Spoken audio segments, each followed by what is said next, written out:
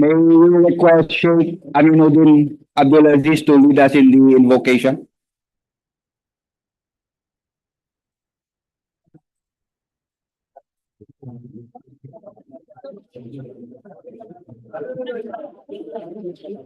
بسم الله الرحمن الرحيم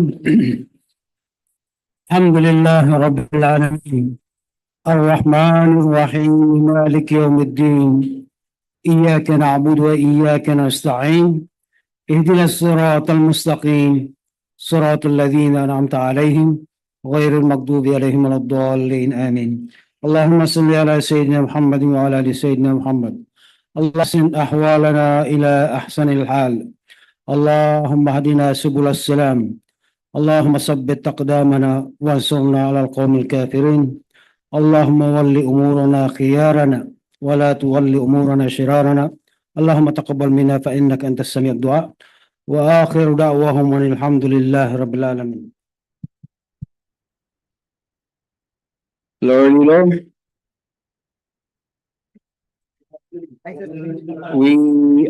we are merely suspended. Yes. From yesterday. Yes, Mr. This is Speaker. only a continuation of yesterday's session. Yes, Mr. Speaker. So we're using the same order of business. Before we proceed, Mr. Speaker, I'd like to move to amend the order of business to include the committee report coming from the Committee on Finance and Budget and Management. I'm waiting, Mr. Speaker, for the committee report number. 1 minute suspension. 1 minute suspension.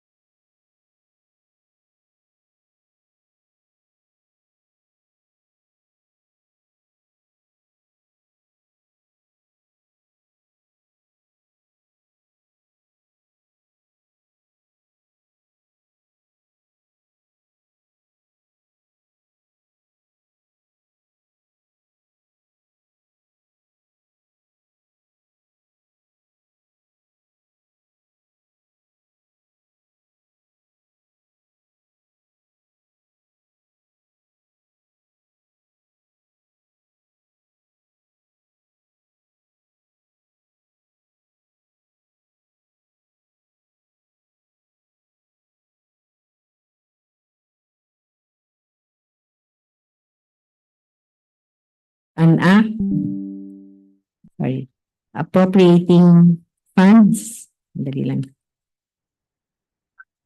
Funds for the operation of the Bangsamoro government from January 1 to December 31, 2025, and for other purposes.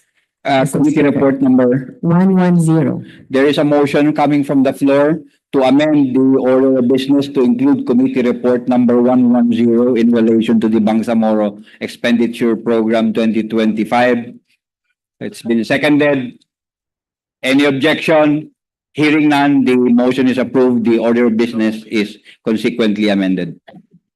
Mr. Speaker, I can see the gentleman from tawi-tawi rushing to the rostrum. Instead of a point of order, Mr. Speaker, Yes, what is your point of parliamentary order? query, where is the copy of the particular committee report and the amendment that we have?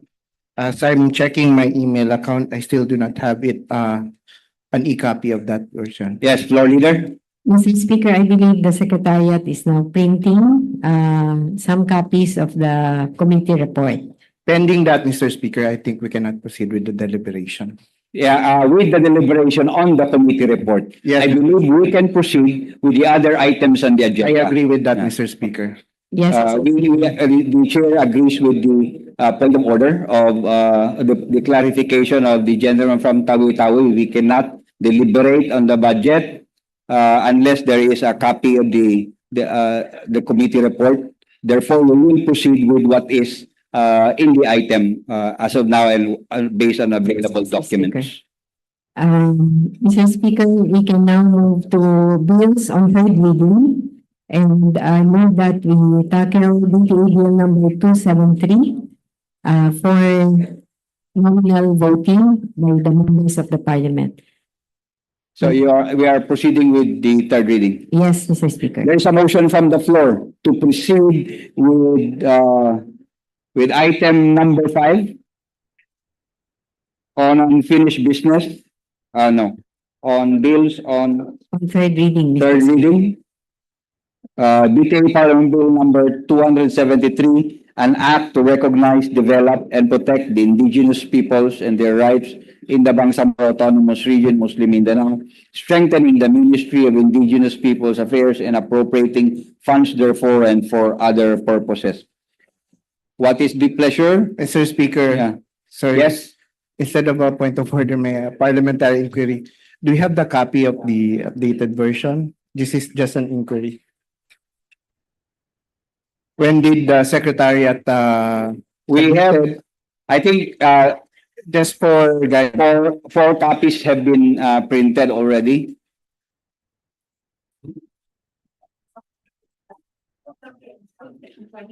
Soft copies were also emailed to you in your respective may we have the date of the secretariat. What was the date? I just of need a the reference meeting? for that. Yeah.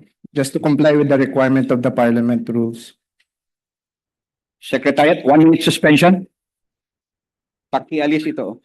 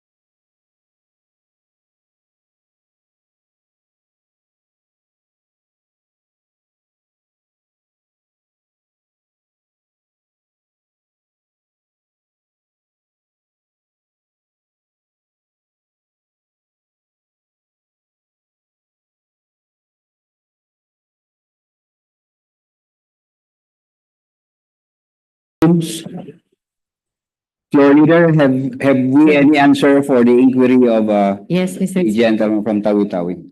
Yes, Mr. Speaker, the soft copy was sent out last September 27, 2024. More than 3 days. The gentleman from Tawi-Tawi, can you hear the answer of the floor leader?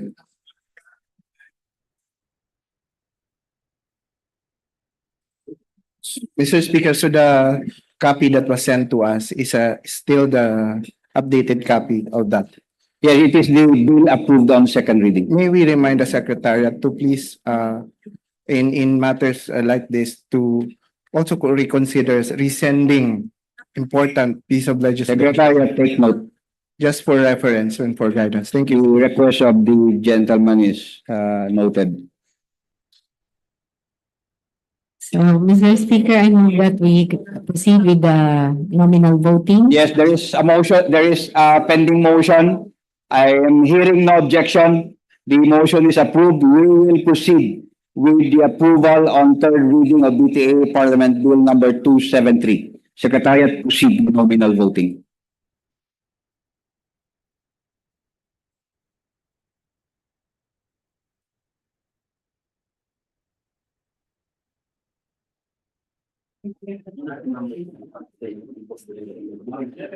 Nominal voting on BTA Parliament Bill number 273 on third and final reading. Honorable members of the Parliament, Abbas Ahmad, Abbas Harun, Abbas Basit, Abu Mujib,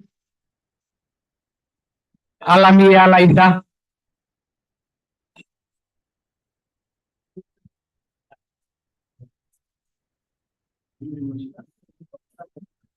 Assalamualaikum warahmatullahi wabarakatuh. Mr. Speaker, I'd like to make use of the opportunity that is given to every MP to explain his or her. Proceed. Thank you, Mr. Speaker. Mr. Speaker, I vote yes to the IP code that we are about to pass today. However, I have reservations, and those reservations I have put in writing, particularly on the framework and with respect to the other minority communities who will be considered as IPs under the definition of the law. Thank you, Mr. Speaker. Secretariat, enter a yes vote for the lady from Basilan and Zamboanga. Alauddin Musbir, Ali Ibrahim, Ali Lanang Jr., Mr. Speaker, may I have my 1 minute You explanation? may of my proceed. vote? Bismillahirrahmanirrahim. Mr. Speaker, my vote on this particular bill is yes. But Mr. Speaker, I have a reservation on this bill, Mr. Speaker, because number one, the demarcation line between the majority people of the band. I'm referring to the type majority, the Maguindanao, the Tausug, the Yakan, the Maranao, and the Sama, and the other indigenous people. I'm referring to Tiduray, Lambanyan, Manobo, etc. are very few, Mr. Speaker. So I have a fear na sana po ay hindi po ito maging problema with respect to the recognition of the rights. As far as this honorable representation is concerned, Mr. Speaker, we are also an indigenous people. And Mr. Speaker, pangalawa, ang reservation ko with respect to ancestral domain. No? Kung meron po silang ancestral domain, siguro tayo rin ay meron ding ancestral domain. But unfortunately, pag binabasa po natin ang batas na ito, ay hindi po klaro. Kawawa naman po tayo, Mr. Speaker. National, wala tayong as domain dahil hindi recognize ito.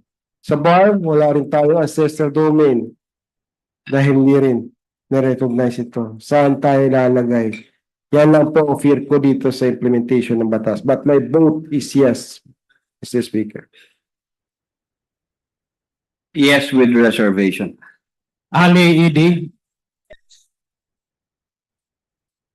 Ang bolod to suhato. Aminuddin Abdul Aziz. Ang Patuan Baintan.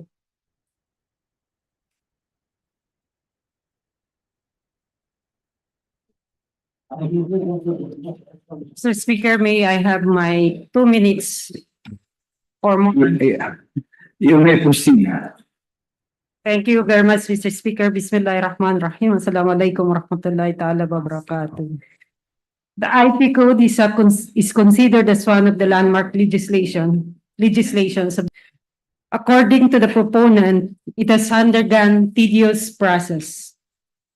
It has completed staff work and had undergone thorough consultations with various stakeholders. It took us more than 5 years to finally craft this BTA Parliament Bill number 273. Under Section 2 of this proposed bill, the purpose of this act is to protect, promote, and preserve the collective rights of the indigenous cultural communities, indigenous peoples in the Bangsamoro region, to preserve and develop their cultural traditions and institutions, to recognize and develop their ancestral domain, to strengthen their indigenous people structures and political participation, and to protect minority ICC's IPs from marginalization and discrimination. According to this act shall apply to all native IPs within the BARM, such as but not limited to Teduray, Lambang-Iyan, Dulangan Manudo, Iromanon Ninego, Igonon Dilaan, Badjaw, Sama Dilaot, Sama Japa Mapon, Sama Bangini, Sama Pangutaran, and such other marginalized and minority ICC IPs who identify by self-ascription and ascription by other as IPs.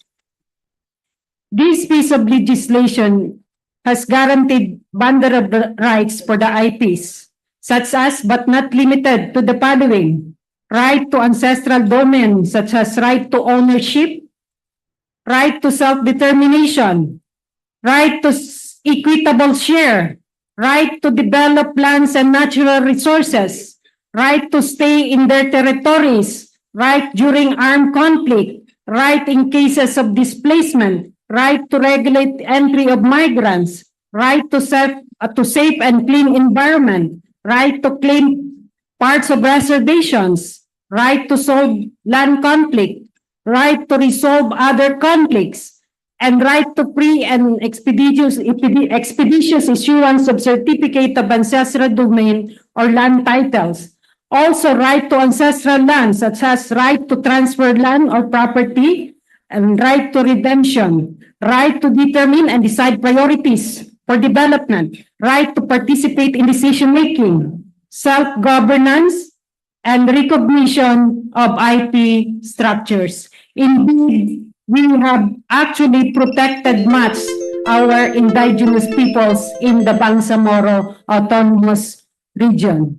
It is in this premise, Mr. Speaker, that I am voting yes, but with strong reservation on the following, Mr. Speaker.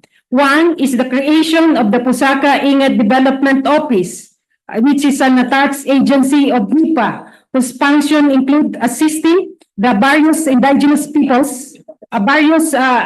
peoples structures to source out, manage, disburse, or use any of funds appropriations or donations from any legal entity for the development of ancestral domain or land and to ensure individual and collective accountability and responsibility of such funds, appropriations, or donations. The questions here is, are we really strengthening the MIPA? Because creating another structure which is parallel with the MIPA is actually not strengthening MIPA. We can, the very structure that we put in as provided in the Bangsamoro Organic Law.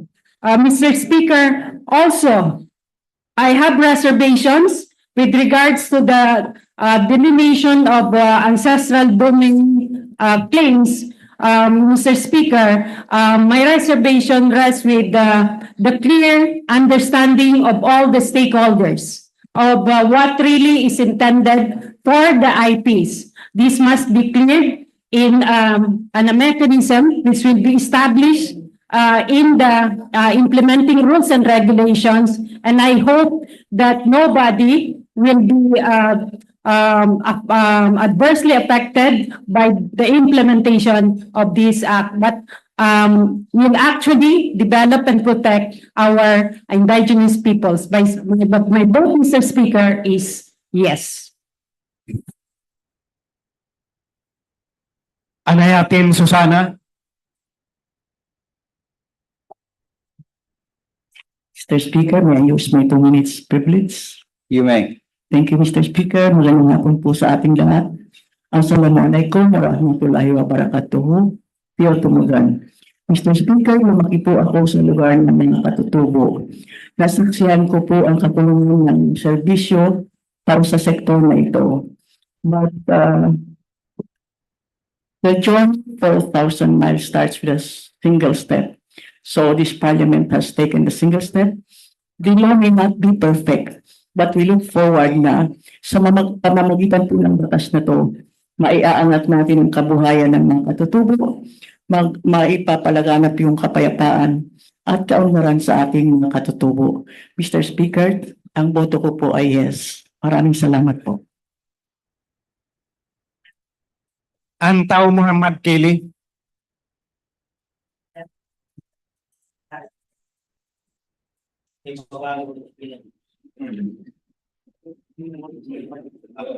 Isang minutong pag-explain. Bismillahirrahmanirrahim. Assalamualaikum warahmatullahi ta'ala wabarakatuh. My vote is yes. Yes, dahil ito po'y pagpakita ng government of the day. Natotoo yung kanilang struggle.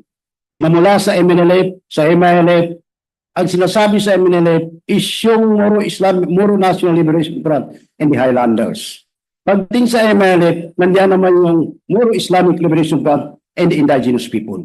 Nagpapakita lamang na ang struggle ng Bangsamoro ay kasama ang kanilang mga kapatid na mga natibo. Bagamat hindi naintindihan noon, subalit sa araw na ito at sa mga darating pa mga araw, ay yan na po na maintindihan na nila na totoo ang ipinaglalaban sa pamamagitan ng batas na ito.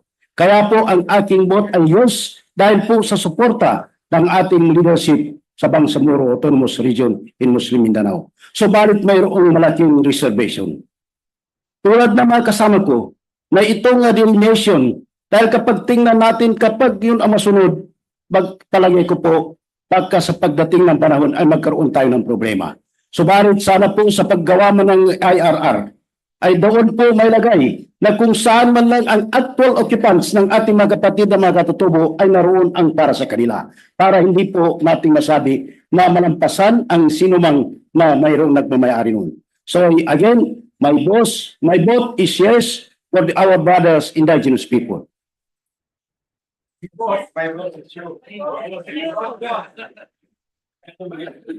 Arnado Mirian.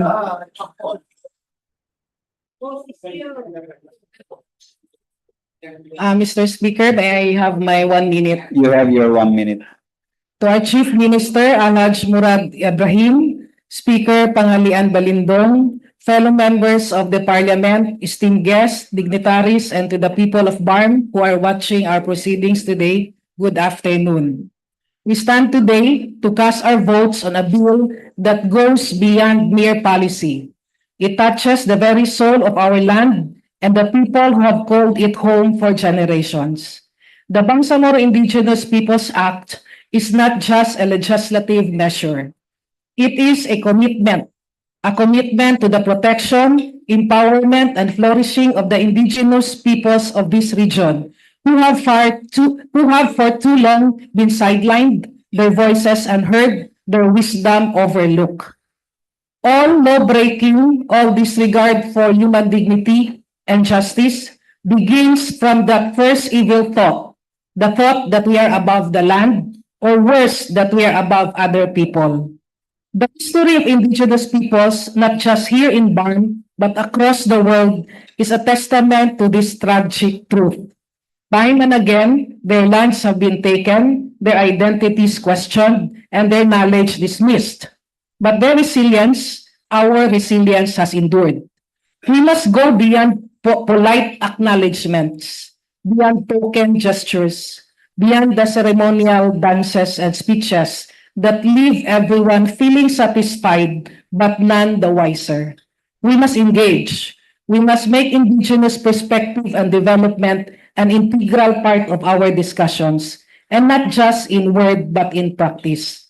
This act is also about ensuring that our ICCs and IPs are given the opportunity to develop according to their own aspirations. It empowers them with the tools and resources to participate fully in economic and social development of Barn, serving as a bridge between tradition and development, allowing IPs and ICCs to thrive. By voting for this bill, we affirm that the indigenous peoples of Barn are not just part of our history. They are central to our future. We are telling them, your voices matter. Your wisdom is vital. Your struggles are ours. And together we will forge a future that honors the past while embracing the realities of today. As we come to the close of enacting this vital law, I must take a moment to personally recognize the exceptional leadership of our Chief Minister, Al-Haj Murad Ibrahim. Throughout this journey, I have personally witnessed his unwavering commitment, wisdom, and steadfast guidance to come up with a law that will be acceptable to all native inhabitants of the Bangsamoro homeland.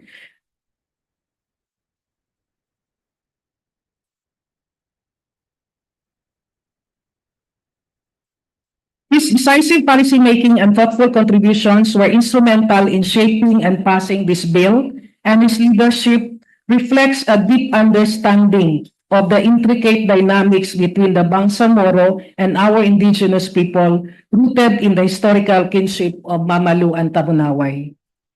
By championing the Bangsamoro Indigenous Peoples Code, we have shown that once again that our Bangsamoro, our indigenous peoples are very much protected and recognized, and they are part of the inclusive governance of the Barn. My vote is a resounding yes to the passage of the Bangsamoro Indigenous Peoples Act. I urge all of you to do the same. Let this be a moment when we affirm the dignity, the identity, and the unbreakable spirit of the indigenous peoples of Barn. Thank you. Asnawidan? Yes. Babaw Ali Muntaha?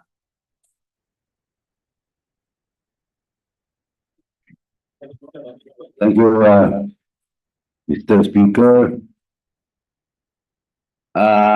Before I proceed with what I think I must say, I would like to say that my vote is a resounding yes. Why? Because in the rural areas, non-Muslim communities, not only in Mindanao, but nationwide, ang kanilang pagkakaalam, paniniwala, is the autonomy that we have is exclusively for the Muslims.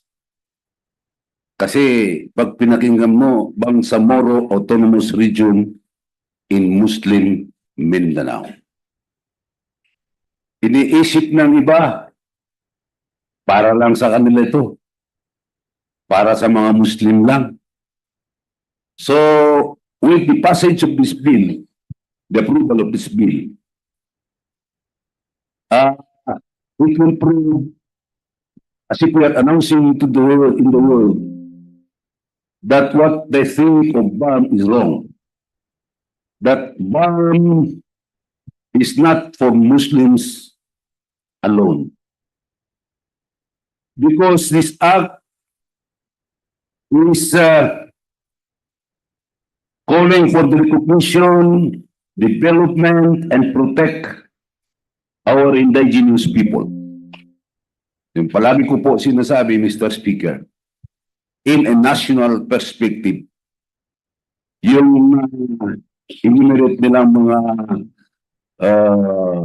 katutubo, kasamang Maranao, Tausug, Maguindanao, Yakan, Mapun, are all classified as indigenous people. But here in BAM, we are the majority. So, ako ay natutuwa, I'm very happy that we are passing this very important and monumental law that will give protection to our brothers who happens to be non-Muslims. Para maramdaman nila ito it's not for the Muslims only. We are here to provide the necessary services to all inhabitants of the Bangsamoro Autonomous Region in Muslim Mindanao. So again, Mr. Speaker, my vote is a resounding yes. Thank you very much. Balindong Panalian, Kandaw Bay Maliha, Dilanggalin Hasimi,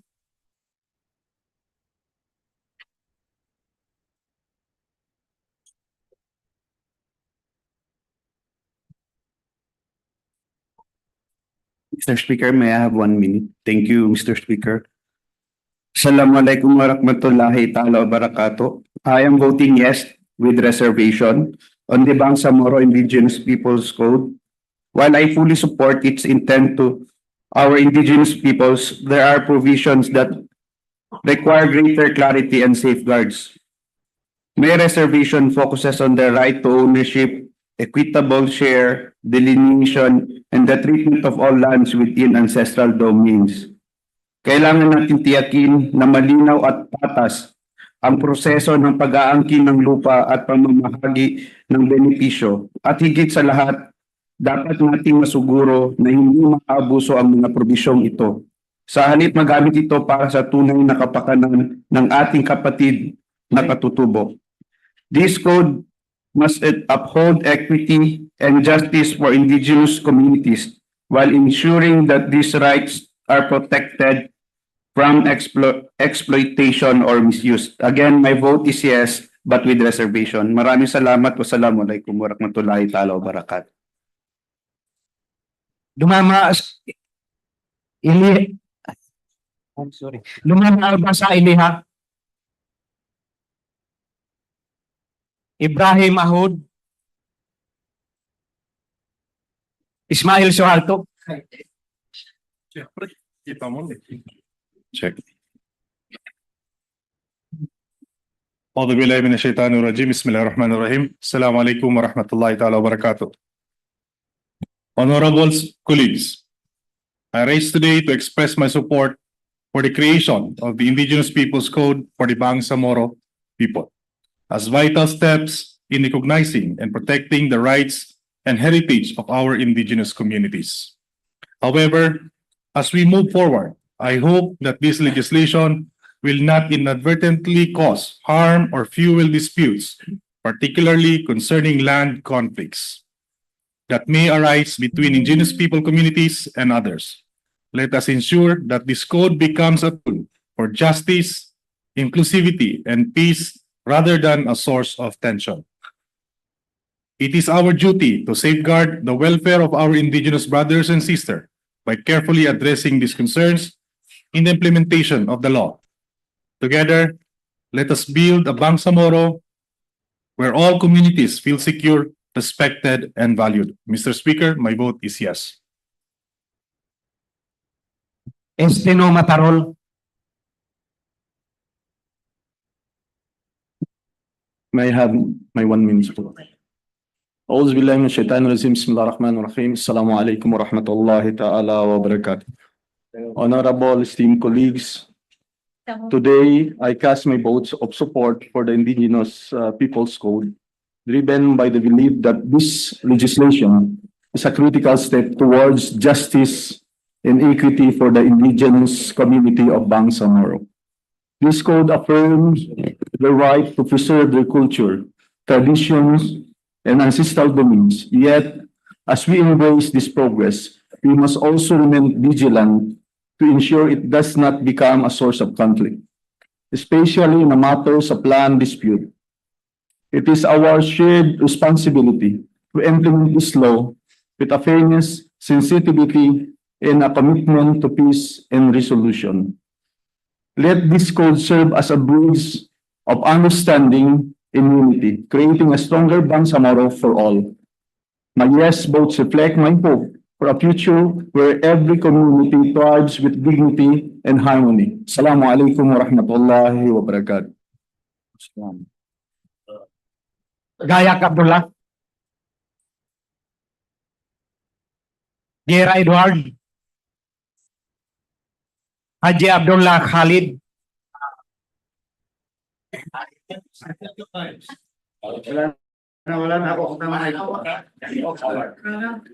Mr. Speaker, I cast my vote in favor of this law, hoping it will foster harmonious relationships among all the tribes in the region. Assalamualaikum.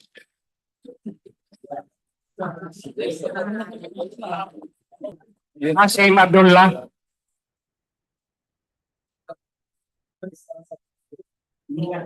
Hasan Hatimil.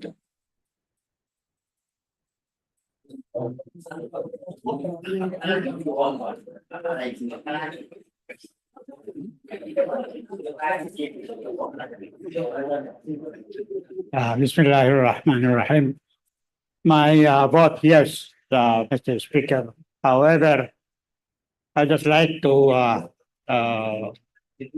make a condition that this law, our regional law, would not affect the status of the Yakan tribe as indigenous people as covered by IPRA, Mr. Speaker. Thank you, Mr. Speaker.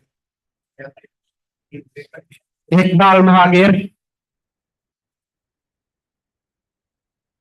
Ismail Rasul.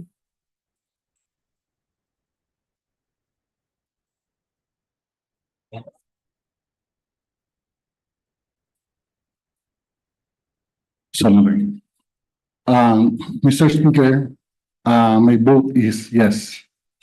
Alam niyo po, yung ating mga kapatid na IPs, nung create yung Bangsamoro Transition Council noong 2014, BTC 1, BTC 2, at nagkaroon ng BUL, kasama po natin sila, no? Ang ating mga kapatid na IPs. And I think in the spirit of sa ngalan ng kapayapaan at pagkakaisa, narapat po na suportahan ng batas na ito. My vote is yes.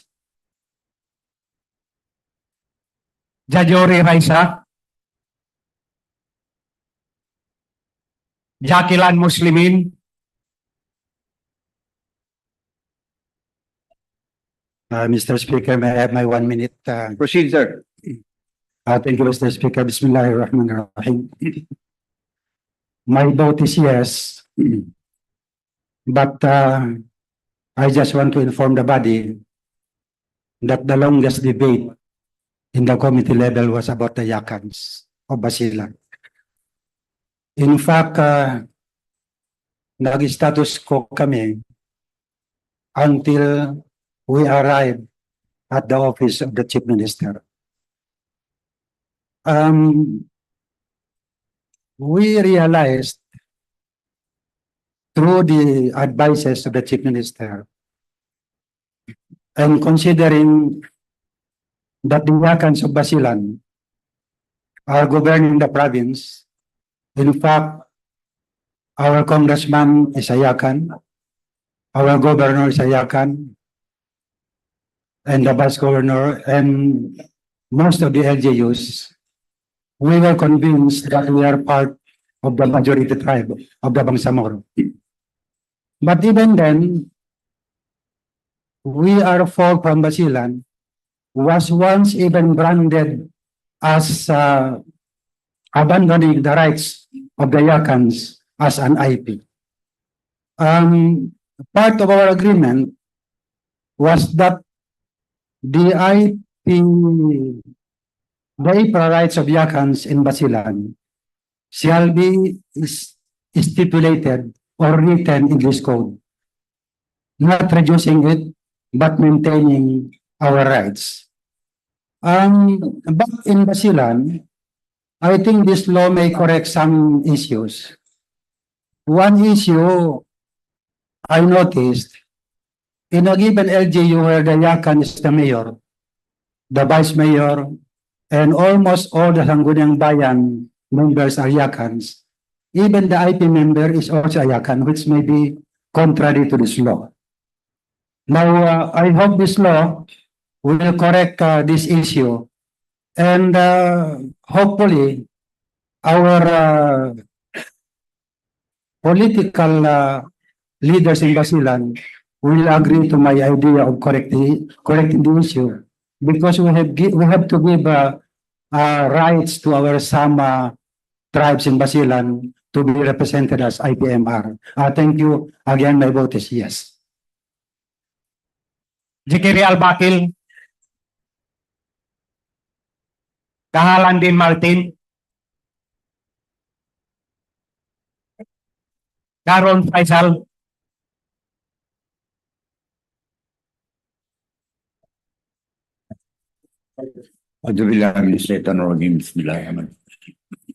Mr. Speaker, am I recognized? Yes, sir.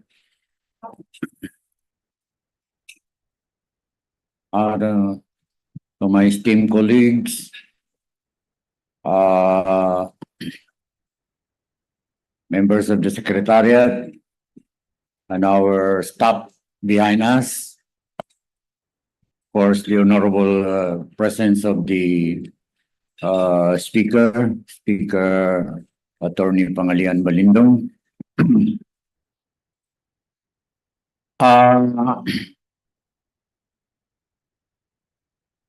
Again, I would like to reiterate my full support to the passage of this IP law. However, I just would like to put into record my reservation on some part or provision of the said bill, specifically on matters related to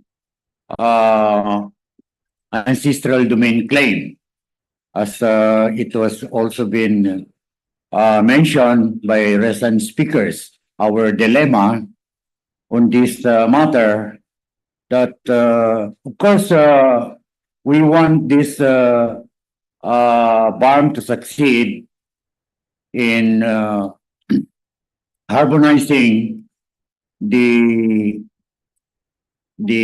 constituents, all the constituents' rights in the BARM. But of course, we cannot evade from thinking with this issue that this might pose adverse repercussion in the future if it will not be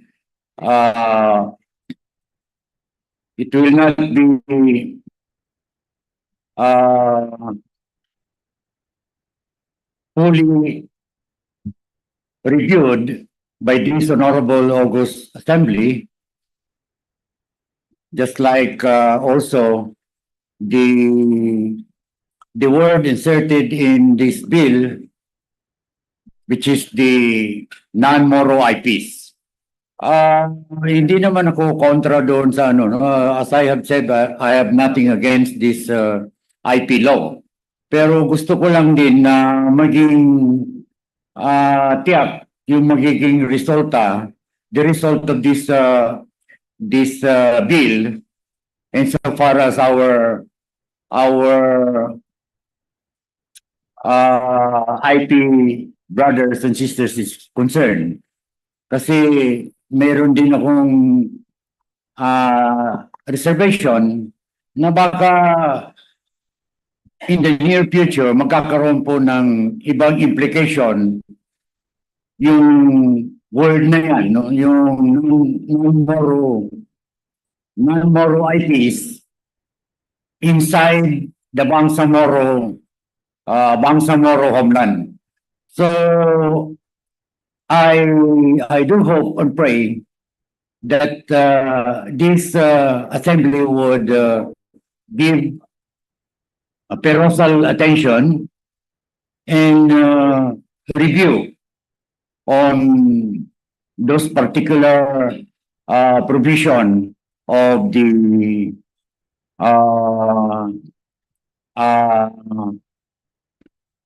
law or BTA bill. So again, I reaffirm my full support and vote. My vote is yes. Thank you very much.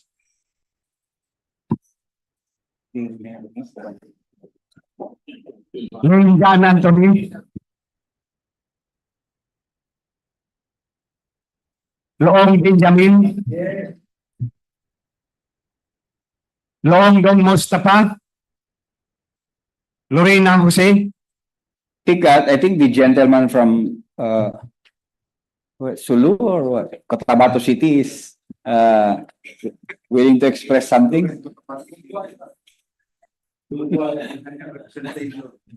I'd like to exercise my few minutes to express my vote. At the outset, I'd like to express my full support to this bill, considering that we are protecting the rights of a minority within a minority, and that the nation as well as the world is watching the Bangsamoro on how it provides for equity and justice to its own minority group. I stand before you to support the bill, which I think has a very profound significance to the indigenous people in the Bangsamoro region, Moro and non-Moro. I am proud to cast my vote in favor of this Indigenous Peoples Code in the Bangsamoro. It is more than a set of policies.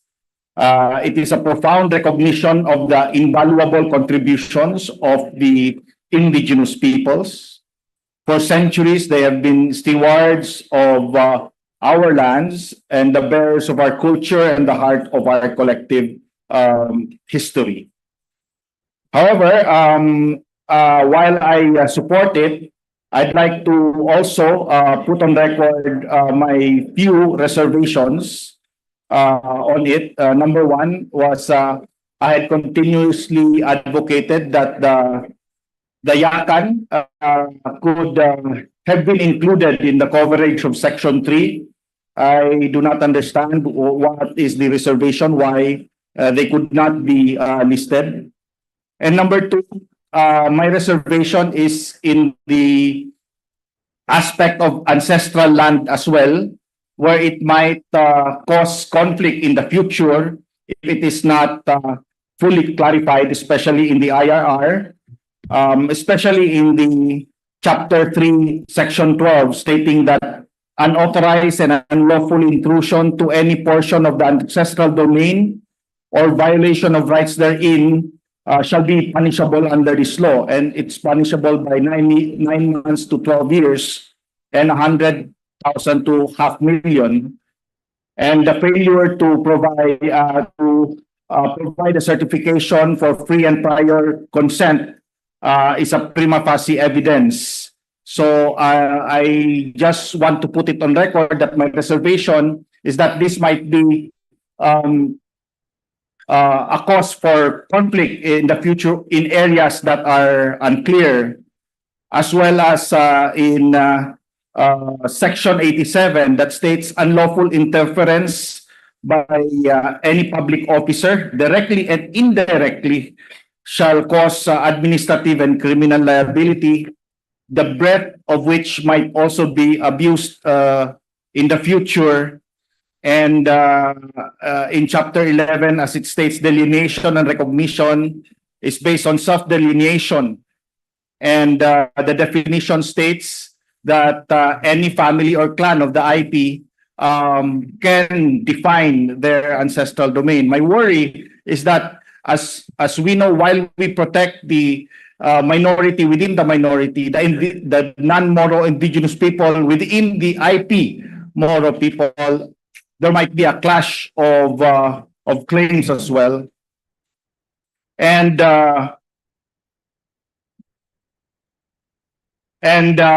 we hope that this can be remedied in the IRR. But nonetheless, again, I would like to emphasize that the whole nation and the whole world is watching. If we are going to approve a bill that protects the minority within us, those who are voiceless and those who need protection. And so I am very proud to be giving my yes to this bill. Thank you. Magsukol wassalam. Lorena Jose.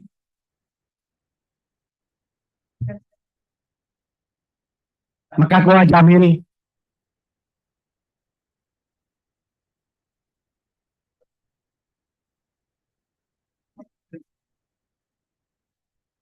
Mr. Speaker, may I have 1 minute? Thank you. Bismillahirrahmanirrahim.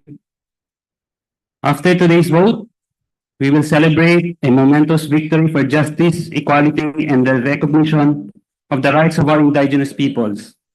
The passage of this bill is a testament to our collective struggle, our unwavering spirit, and the power of unity in diversity. This law is not just a piece of legislation. It is a symbol of hope, a beacon of progress, and a promise for a brighter future for the Bangsamoro homeland.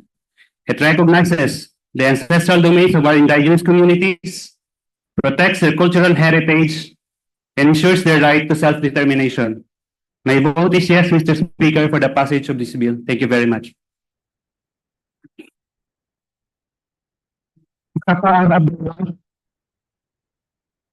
Makasalong Marjani.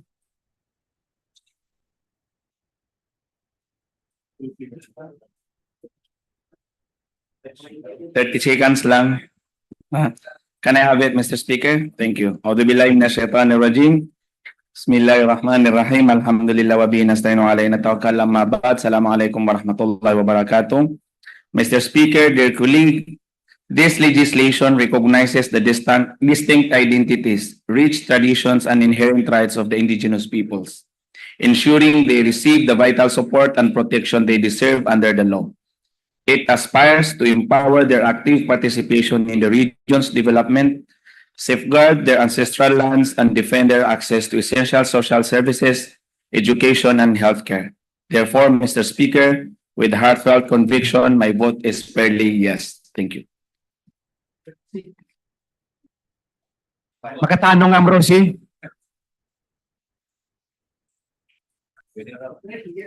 Maglangit lang ata. Malik Hamid. Mantawil Bailing. Yes. Mastora Ishak.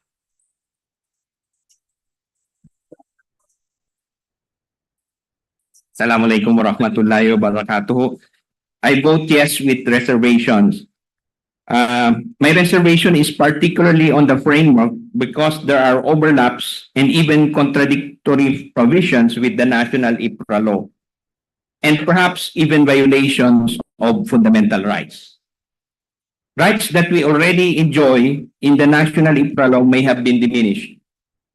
But we have to acknowledge as well that there are genuine concerns about the delineation of ancestral domain, which, as you all know, was the most contentious issue in the peace negotiations, which eventually led to the unfortunate incidents of violence after the Memorandum of Agreement on Ancestral Domain was rejected by the Supreme Court by means of a temporary restraining order. However, as the late President Ramon Magsaysay said, those who have less in life must have more in law. Because of these contradictions, among others, the law may become inoperable, if not outright questioned in the Supreme Court. Nevertheless, as a symbolic gesture of solidarity and in accordance with the mandate of the BTA to pass an IP law, I reiterate my yes. My vote is yes with reservations. Thank you very much. Matalamja para Polo Mikael. Mawalil Amil Bahar.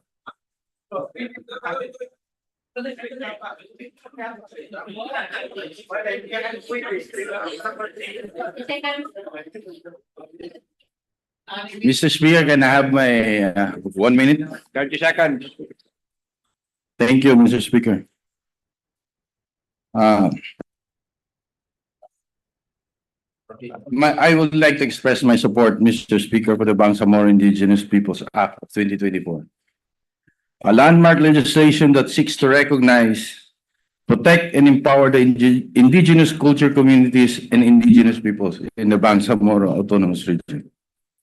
I commend the government of the day for its efforts in crafting a comprehensive bill that responds to the unique challenges faced by our indigenous brothers and sisters. My vote of yes reflects my commitment to the principles of inclusivity, social justice, and self-determination that this bill upholds. It is a testament to our shared aspiration for a Bangsamoro where no one is left behind and every voice is heard. However, my vote comes with reservations. These reservations are not meant to diminish the importance of this legislation, but to call attention to certain aspects that require further clarification, refinement, or safeguards to ensure that the implementation truly serves the interests of the ICCs and IPs. Firstly, I urge vigilance in the implementation of the free, prior, and informed consent (FPIC) process. While the bill enshrines this principle, we must guard against its manipulation or superficial application. FPIC must remain a genuine mechanism that empowers communities rather than becoming a procedural formality. Secondly, while the provisions for economic empowerment and equitable revenue sharing are commendable, we must ensure robust systems of accountability and transparency in the allocation of funds and royalties. ICCs must not only benefit but also have a meaningful role in decision-making. Processes related to resource utilization in their ancestral domains. Lastly, I emphasize this need for adequate resources and capacity building for the Ministry of Indigenous Peoples Affairs. The ministry must be equipped with the tools, personnel, and funding necessary to carry out the ambitious mandates outlined in this bill. In conclusion, my yes with reservation underscores my support for the spirit of this legislation while reminding us all of our duty to remain vigilant during its implementation. Let us commit ourselves to ensuring that this act fulfill its promise of justice, dignity, and progress for the IPs in the Bangsamoro. Thank you, Mr. Speaker. Mawalil Amil Bahar.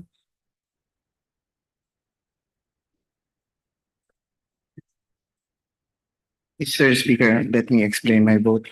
Mr. Speaker, following a fruitful conversation with one of the Jedis of the Parliament, MP Liza Masood Alamia, I enjoyed her reservation that we manifest our reservation on some of the framework in the bill. But seriously, Mr. Speaker, today is December 10, and we are celebrating the International Human Rights Day. So it is very fitting for us to pass this piece of legislation, one of the last priority codes of this BTA. Second to the last priority codes. And let me remind you, since I was part of the BTA one, that the first law that this Parliament passed was the creation of the Bangsamoro Human Rights Commission.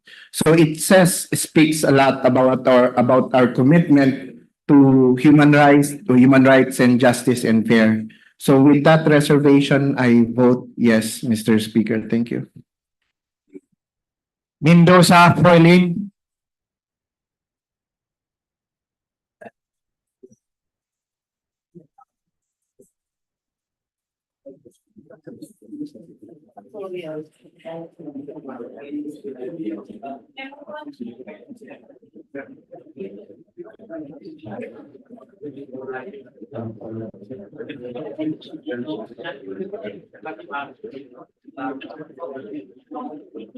Sa ating Sir Angod Balawag Ibrahim, Speaker ng Parlamentong ito, Attorney Pangalian Balindong, ang ating floor leader, mga deputy floor leaders at deputy speakers, mga kapwa ko miyembro ng Parlamento, magandang hapon po sa ating lahat.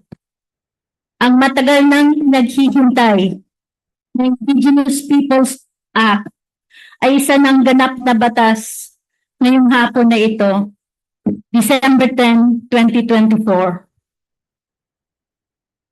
Ang araw na ito ay isang makasaysayang pagkakataon para sa ating mga katutubong pamayanan, lalo na ang ating mga non-Moro Indigenous people sa Bangsamoro at marginalized at unrepresented na mga Indigenous cultural community at Indigenous peoples sa isla ng Barm.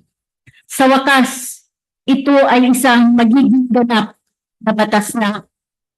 Nais kong balikan ang mga panahon kung saan ang ating mga katutubo sa Barm ay nagsimulang mamulat sa kanilang mga karapatan. Isa sa pangapangunahing karapatan nila ay ang pagkilala sa kanilang lupain ngayon. Hindi sila nagdalawang isip na magsampa ng kanilang mga certificate of ancestral domain title sa National Commission on Indigenous People. Dahil ito ang ahensyang nagbibigay ng sertipiko para kilalanin ang bawat lupain ng mga katubo sa buong Pilipinas. Mahaba ang proseso at kwento sa likod nito na hindi na kayang isa-isahin pa o isipin pa. Nang mabuo ang ARM, nagkaroon din ng opisina na tinawag na Office for Southern and Cultural Community. Subalit, wala pa rin itong sapat na kapangyarihan at kakayahan para mga siwa sa usapin ng lupain ng katutubo. Pagkaroon din ng batas tulad ng Muslim Mindanao Autonomy Act 2001, ito ay patuloy lamang sa pagkilala, pagrespeto, pagpalawak at pagprotekta sa karapatan ng mga katutubo sa datingan, lalo na sa pamahalaang katutubo, sistema ng justisya at mga batas kaugalian. Sa mga panahon iyon, tila nagiging tarantino ang buhay ng mga katutubo. Kung saan sa tuwing lumalapit sila sa national, tila walang nangyayari at pinapaasa lamang sila. Bagamat may mga batas at tinawag na bundles of rights, hindi ito naramdaman ng mga katutubo maging saan. Nagkaroon ng isang pagkakataon kung saan nagbukas ang usapin ng tabi ng pintuan sa pagitan ng Moro Islamic Liberation Front at gobyerno ng Pilipinas at nagsimula ang prosesong pangkapayapaan. Ang unang dokumentong lumabas ay ang 16 Decision Point on Principles. Sinundan ito ng Framework Agreement on the Bangsamoro at ang huli ay ang Comprehensive Agreement on the Bangsamoro. Naalaala ko pa, Mr. Speaker, nakasama ako sa ilang mga pag-uusap sa Kuala Lumpur kung saan tinalakay ang magiging anyo ng Bangsamoro. Doon napag-alaman na mayroon pang ibang mga tao sa Bangsamoro na siyang pinagmula ng katawagang non-Moro indigenous peoples. Sila ang makatutubo na hindi itinuring na Moro at sila ay ang Taduray, Lambayaan, Bulanong Manobo, Higaonon, Bulaan at Irumang Manobo. Dahil dito, ng Moro Islamic Liberation Front at gobyerno ng Pilipinas na dapat walang maiiwan. Kaya makikita sa Moro Organic Law na may espesyal na mga karapatan para sa ating mga non-Moro indigenous peoples. April 11, 2023, Mr. Speaker, bilang miyembro ng parlamentong ito, ako po ay nagsumiti din ng Bill 166 na partikular sa ating mga non-Moro indigenous people, subalit ito ay mabot lamang sa unang pagbasa at hindi na umusad pa. Nang ipinasa ng Government of the Day ang Bill 273, nagkaroon tayo ng pagkakataong suriin ito at nagsagawa ng konsultasyon sa mga katutubo para masuri ang naisabing panukala. Sa mga konsultasyon, laging lumalabas ang tanong ng saan ang mga non-Moro indigenous people. Kaya't nailagay siya sa definition ng termino. Mahalaga ito, Mr. Speaker. Ang pagkilala sa identity ay mahalaga upang malinaw na maipatupad ang kanilang mga karapatan na nakakabit sa kanilang pagkilanlan. Maaring hindi perfecto ang Batas 273. Subalit ang laging sinasabi ng mga katutubo ay sana mayroong kahit maliit na papel na nagsasabing ang lupain ito ay amin upang hindi kami mapaalis sa aming mga lupain at maproteksyonan ang aming mga karapatan. Mr. Speaker, marami sa ating mga katutubo, lalo na sa mga liblib na lugar, ay manatiling bakwit at hindi pa nakakabalik sa kanilang mga tirahan. Dulot ng mga suliranin patungkol sa pagmamayari ng lupain. Marami na ang namatay at ang ugat na dahilan nito ay may kinalaman sa usapin ng lupa. Sa ngayon, Mr. Speaker, naghahalong tuwa at pangamba ang aking nararamdaman. Dahil maaari ko nang balikaan ang aking komunidad at sabihin sa kanila na ang matagal nilang hinihintay na pagkilala sa kanilang lupaing ninuno ay isa ng magiging ganap na batas ngayong hapon. Pangamba rin, Mr. Speaker, dahil ang Ministry of Indigenous Peoples Affairs na inatasang mga laga at magprotekta sa karapatan ng mga katutubo ay sana magampanan ang kanyang tungkulin. Natutuwa rin ako, Mr. Speaker, dahil merong mga pagkakataon na naumpisahan rin ang mga dialogo sa ating mga kapatid na Moro. At sana masundan pa ito ng maraming mapayapang dialogo at pagkakaunawaan, lalo na sa implementasyon nito. Naiintindihan ko ang reservation ng mga kapwa kong miyembro ng parlamentong ito. Ang batas na ito ay masyadong komplikado, pero nagawa ng parlamento na ito ay isa batas ngayong hapon. Sa aking mga kapwa miyembro ng parliament na naglaan ng oras, sumabak sa mga interpolation upang mapahusay pa ang panukalang batas na ito. Maraming salamat sa ating mahal na Chief Minister sa kanyang walang sawang pagsuporta sa pagpasa ng batas na ito. Pagpalain nawa kayo ng magtutulos sa mga legislative staff para sa mga public consultation at committee meetings. Maraming salamat. Naway pagpalain kayo ng inyong mga kamay sa gawain ito. Sa mga kasamahan ko sa Committee on Indigenous Peoples Affairs, kaya Attorney Marian Anado na nag-accompany sa amin sa floor, at sa iba pang mga kasamahan, maraming salamat po. Bilang pamilya at higit sa lahat, sa nagalay ng buhay at dugo, para isa katuparan ang naging ng batas na ito, na maprotektahan ang ating mga indigenous cultural community, indigenous people, naway makamit ninyo ang walang hanggang kapayapaan sa buhay na walang hanggan. Marami pong salamat. Piyo may tamaganda beto meklahanan, piyo bagi mauyag.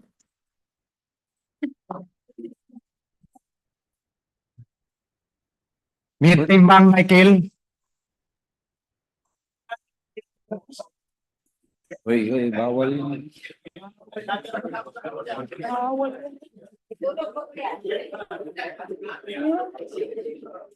One minute, Mr. Speaker. You proceed. Bismillahirrahmanirrahim. Alhamdulillahi wa bihi nasta'in wa ba'd. Assalamualaikum warahmatullahi ta'ala wabarakatuh. Greetings to the Honorable Chief Minister, Ahod Balawag Ibrahim, Honorable Speaker Ali Pangalian Balindong, Deputy Speakers, floor leader, and fellow members of the Parliament.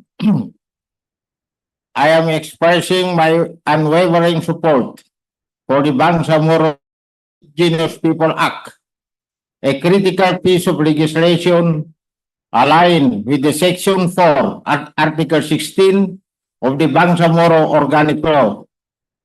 This bill represents significant step toward safeguarding the rights, welfare, and cultural heritage of our indigenous people in the Bangsamoro region, who have long been marginalized and overlooked. The indigenous people of the Bangsamoro are not only stewards of our rich cultural heritage, but also vital contributors to our nation's diversity. This law empower them by recognizing their inherent rights to land, resources, and self-determination, reinforcing their social, economic, and political standing within our society.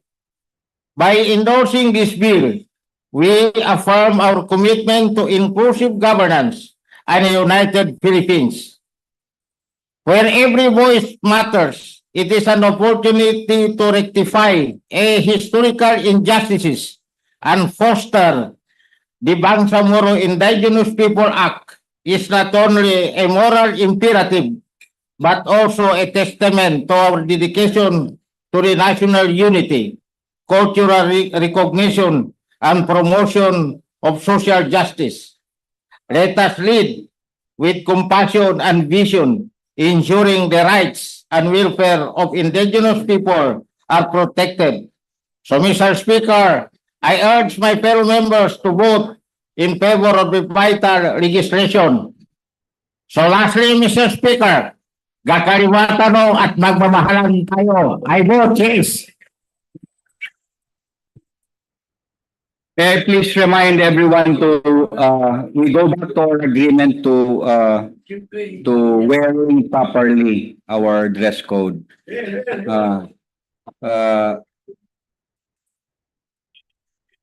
Because this is a very important day today, I will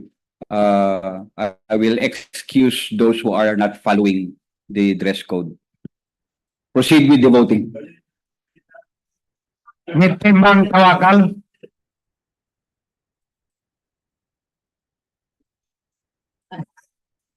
Thank you. Deputy Speaker. Auzubillahiminasyaitanirrajim. Bismillahirrahmanirrahim. Alhamdulillahi wa bihi nasta'in. Assalamualaikum warahmatullahi ta'ala wabarakatuh. To the Speaker of this August body, Speaker Pangalian Balindong, Presiding Speaker, Deputy Speaker Honorable Yasir Omar, Floor Leader, Attorney Eliza Dumama, the Amirul Mujahideen, the Chief Minister of the Bangsamoro Transition Authority, Chief Minister Alhaj Murad Ibrahim. Mr. Speaker, my vote is yes. Unang-unang, Mr. Speaker, ito ay napakahalagang legislation sa history ng Bangsamoro. Dahil pinapakita natin dito yung equality and justice sa ating mga kapatid na mga IP. Especially my brother, my sister, Tidray, na kung saan since the beginning, ang aming pamilya ay pinoprotektahan ang freedom, kalayaan ng ating mga kapatid na Tidray sa area na sasakupan ng Empire. Kaya para sa amin, Mr. Speaker, itong bill na to, Indigenous Act, is very important dahil pinapakita natin na ang Bangsamoro ay pinapahalagaan ang democracy, justice and equality sa Bangsamoro homeland. Yun lang po. Maraming salamat. Wabillahi taufiq wal hidayah. Wassalamualaikum warahmatullahi taala wabarakatuh. My vote is yes. Sorry, Abdul Karim. Miswari Norrida. Metmo Grasol Jr.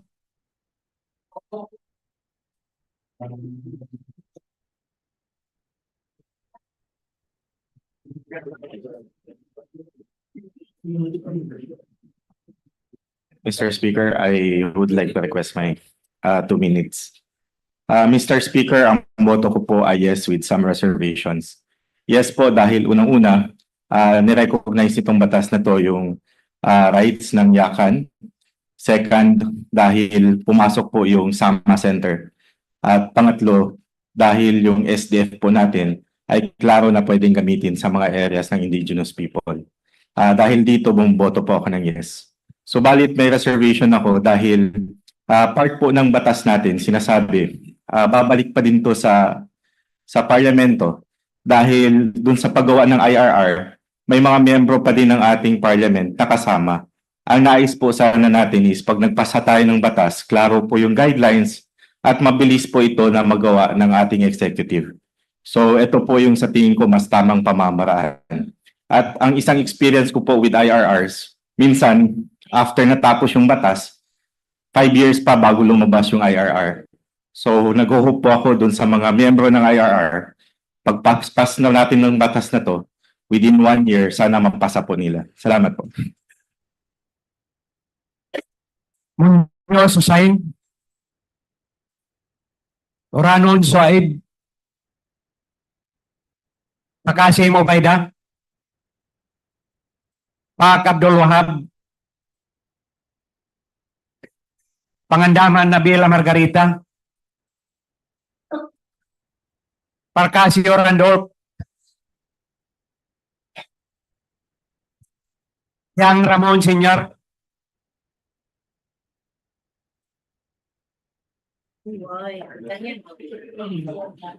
Very happy siya. Masabing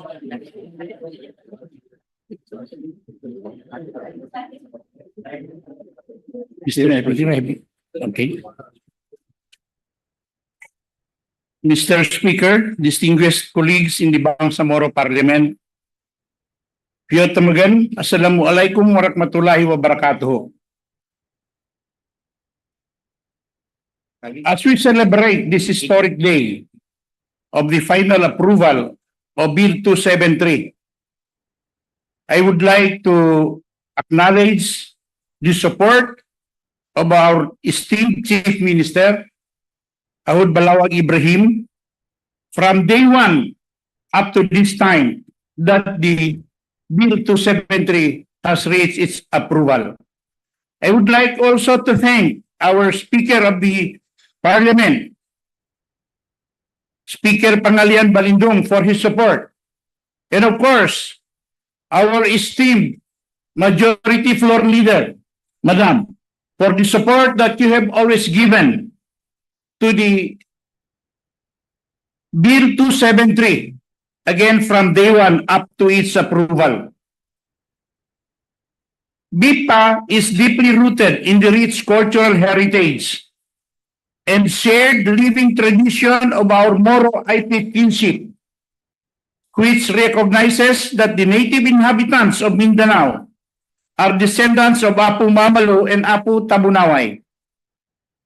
With this, I would like to express my sincere and special thanks also to the Mitimbang family under the leadership of the Datu Satalayan Kagi Ali Mitimbang and his clan for their support and unwavering continued support for the Moro IP kinship, ensuring that this cultural legacy is forever honored and preserved. This bill is a testament to our collective commitment to uplift the rights and welfare of indigenous peoples within the Bangsamoro region. It embodies the voices of our ancestors and the aspirations of our communities, ensuring that their rights to ancestral domains, culture, and governance are not only recognized but actively protected by the leadership of the Bangsamoro government. I am deeply appreciative of the timeless efforts of the Committee on Indigenous Peoples Affairs and all those who participated in the public hearings and deliberations. I would like to also thank the Consortium of Bangsamoro Civil Society Organizations for having supported the consultations on Bill 273. To the members of the Parliament who have journeyed with us from the initial reading of this bill through the amendments to the final approval of the bill, your unwavering support has been instrumental. All of our dedication and collaboration have shaped this bill into a meaningful tool for empowerment and development. To the representatives of our indigenous communities who were with us and who journeyed with us, who shared their stories, insights, and dreams, thank you for your courage and resilience. Your voices have been heard, and today, the leadership of the Bangsamoro government, the members of Parliament, now reaffirms their commitment to ensure that the rich heritage and rights of indigenous peoples are safeguarded. This landmark legislation is more than just a bill. My dear colleagues, this is a promise to honor our cultural diversity, a manifestation of the inclusivity of the leadership of the Bangsamoro to support sustainable development and to ensure that future generations thrive in an environment that respects their heritage. As we move forward today, let us continue to work together in unity and purpose, ensuring that the principles enshrined in this Act, Bill 273, are brought to life in our communities. Together, we will pave the way for a more inclusive and just communities, just Bangsamoro for all. I would like to just say that we understand the reservations of our fellow members of this Parliament. But your IP brothers would like to make it sure that this bill that we'll be approving today will not be a source of conflict within the Bangsamoro, but rather will ensure better understanding among our constituencies within this region. Sa ating lahat na nagsuporta nitong batas na ito, ay pinapaabot natin ang ating taus-pusong pasasalamat. Alam kong nagkaroon tayo ng journey na medyo mahaba, but at least alam natin sa araw na ito, finally, we all have shared our minds together and finally approved Bill 273. Everyone, sa lahat na nakasama natin, maraming salamat. Fiyobagi, Muyag, Wasalam.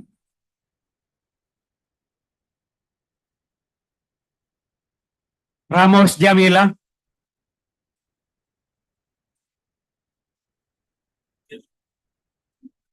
Salindab Said. Salik Ali. Sangki Ali. Si Maromio.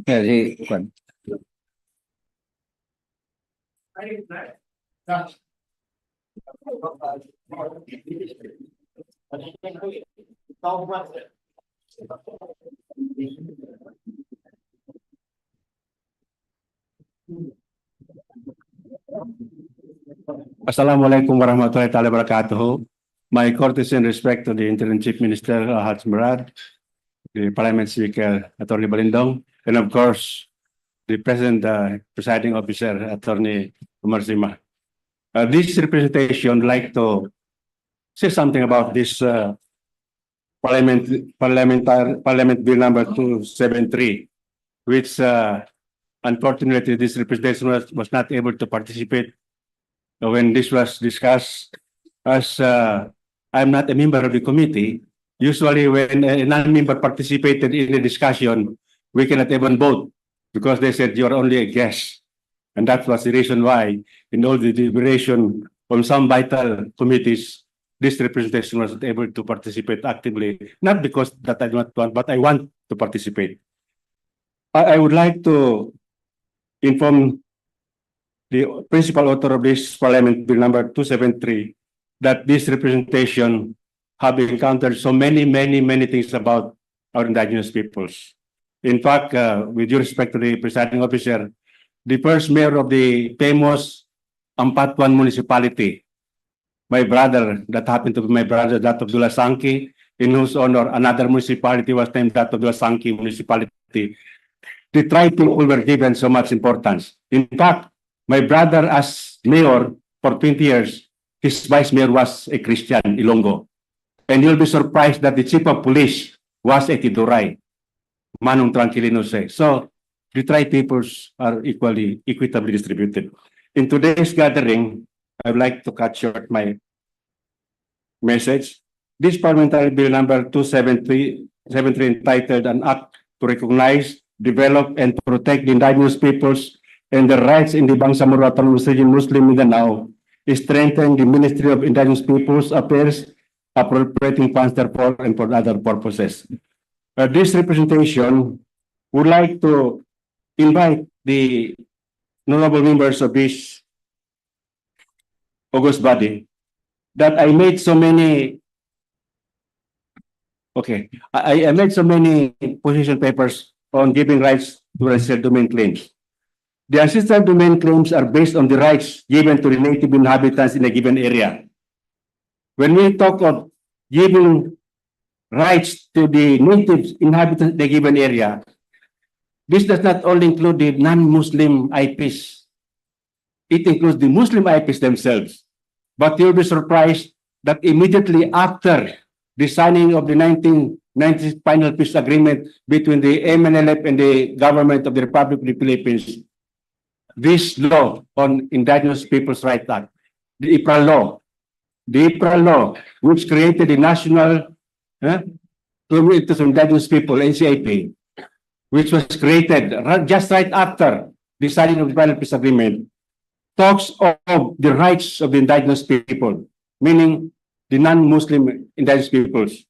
But you'll be surprised that that in the ICIP law, the ACIP is allowed to issue title to areas that they found out to be unshared domain claim, which this representation would like to put on record, Mr. Presiding Officer, that if we're not going to review this further, the native Muslim IPs will not be able to claim unshared domain claim.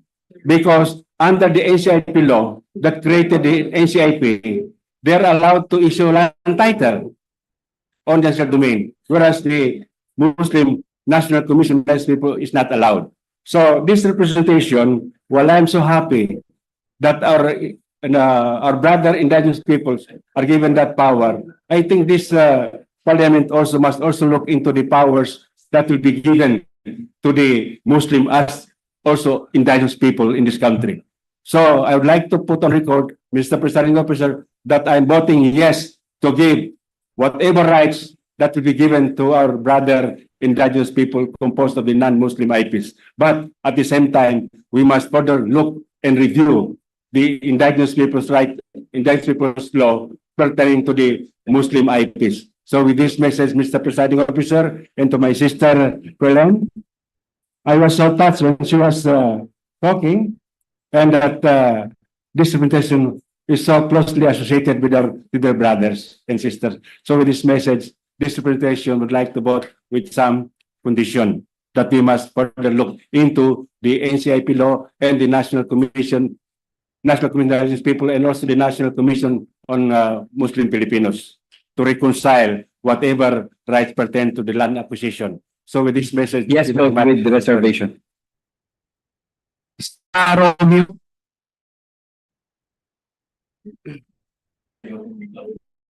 Mr. Speaker. Yes, you may proceed.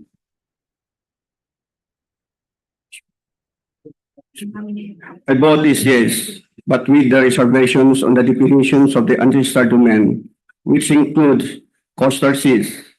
The coastal seas being inappropriable or beyond the commerce of men. I behold this Parliament to consider carefully the legal repercussions of the proposal. Lest be misunderstood, this representation appreciates and commends this blessings legislation. Thank you, Mr. Speaker. Sheikh Said.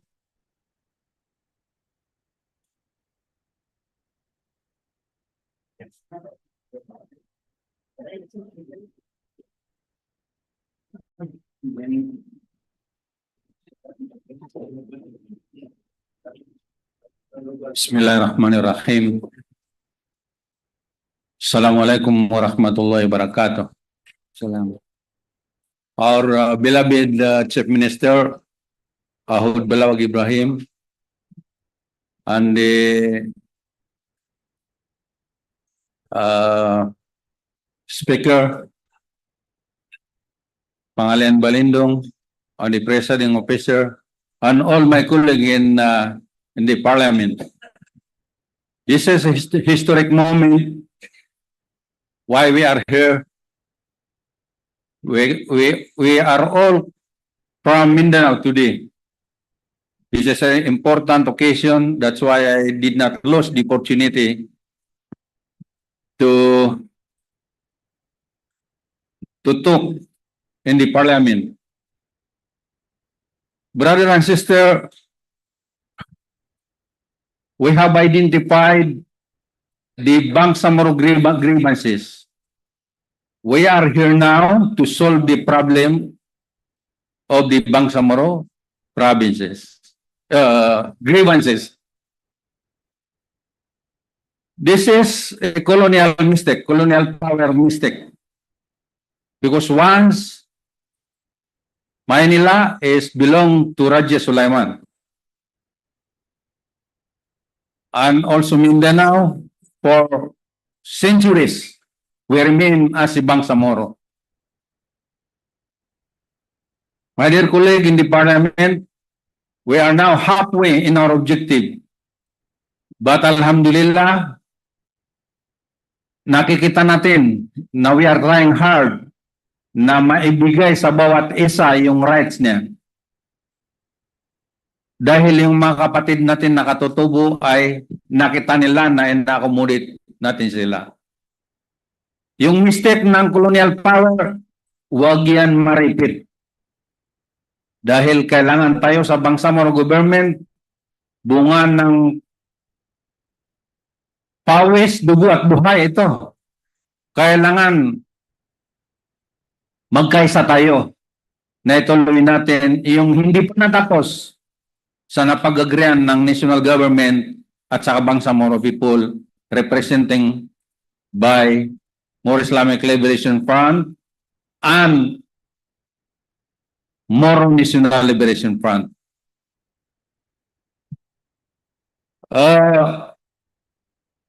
My dear colleague in Parliament, I came from Lanao region. I said Lanao region because Lanao del Sur and Lanao del Norte. Before, isa lang yung Lanao na yan. Pero ngayon, hindi kami nakasama sa BARM. The plebiscite noong year 2021 nanalo ang 6 munisipyo. Then, the latest January 21 plebiscite, again, 2019, nadagdagan na 4. Naging 9 na munisipyo na supposed to be nakasama kami sa BARM. Pero sa Tusi, ang hulong ngayon ay nawala. Dapat sa pagbabalik ng hulong makasama kami, Lanao del Norte. Inshallah. Yes. So hindi ko na ito patatagalin dahil we are brothers. We are brothers in humanity. We are brothers in Islam. We are brothers in Bangsamoro. As Bangsamoro, yung right to self-determination natin ay matagal pa. Kaya kailangan magpatawaran tayo, forgive each other, lahat tayo. We are brothers in Islam. Kaya mayroon tayong objective, that is right to self-determination, and my vote is yes sa mga kapatid natin na katutubo. Assalamualaikum warahmatullahi. Silongan Aida? Yes. Sinulinding Kadel Jr.?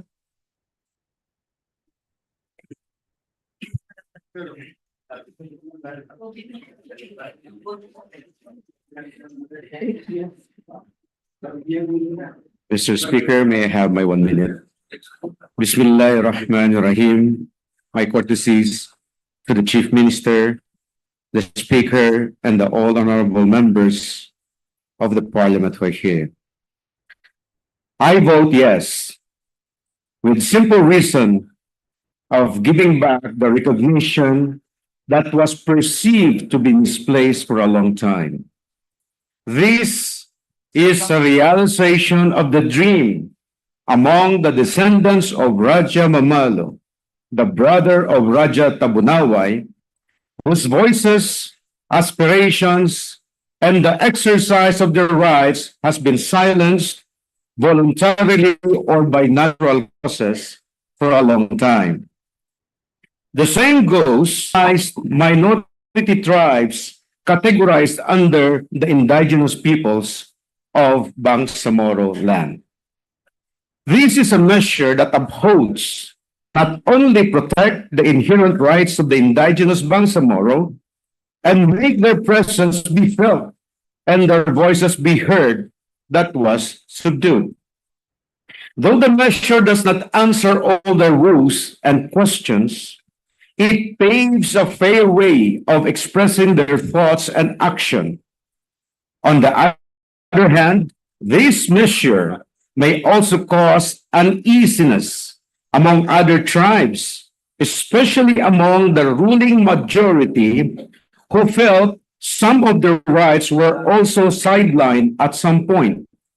But this is an inherent part of the democratic exercise. As a representative of a revolutionary organization and this parliament, I gave my vote, and again, it is a very healthy yes. Thank you, Mr. Speaker.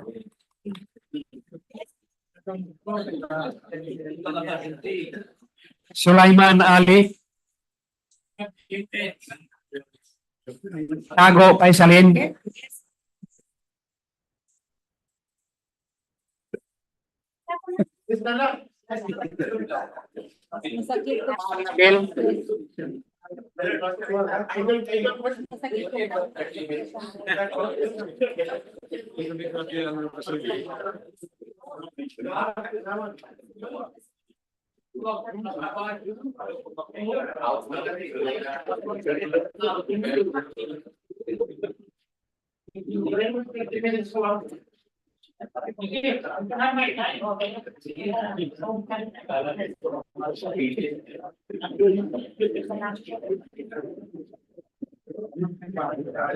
Bismillahirrahmanirrahim. May I have a few minutes to explain my vote?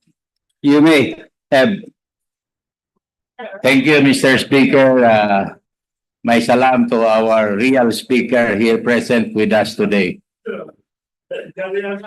Attorney Pangalihan Balindong, my boss. Fake, ano ako, fake? Hindi ito, pangalawa ka lang, deputy. Pangatlo yata, ako pangalawa. Ito pong pagpasa ng bill na to ay makasaysayan. Dahil ito po ay nakasaad din sa Bangsamoro Organic Law for the protection of the indigenous people's rights in the Bangsamoro.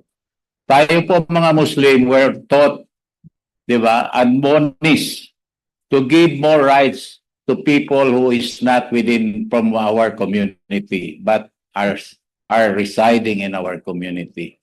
We are admonished to give equal if not more. Di ba? Ganun po ang turo sa atin sa Islam.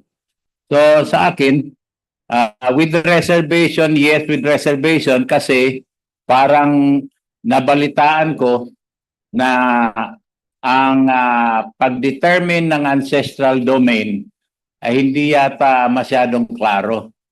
So sabi doon lang sa IRR. But a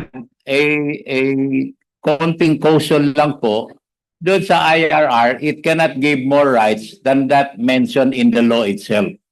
So yun lang, I hope that this will be a good legislation na nagiging inclusive tayo, hindi tayo exclusive, na sabi ni Alibaba kanina, ang Bangsamoro ay para sa lahat, hindi lang sa Muslim, but para sa lahat na nandyan sa territory ng Bangsamoro. So I hope this will not be a source of conflict dahil lang sa pag-determine ng ancestral domain. Yun lang po ang aking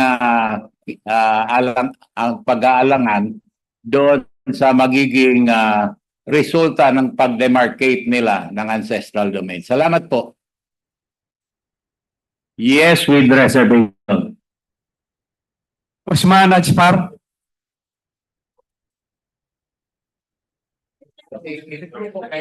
Otto Basir.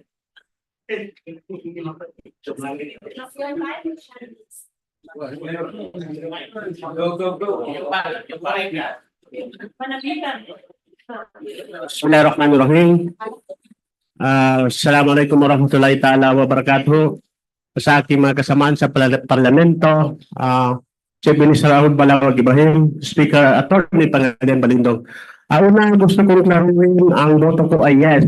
Pangalawa, ay magpiling sa lahat ng mga leaders sa lahat ng nasasakop pa nito na batas na pagdulungan natin kung paano ipaintindi, lalo-lalo na sa ground, itong batas na ipapasa natin.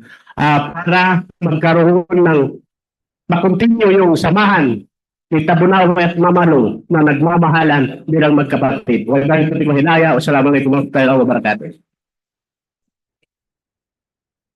O yung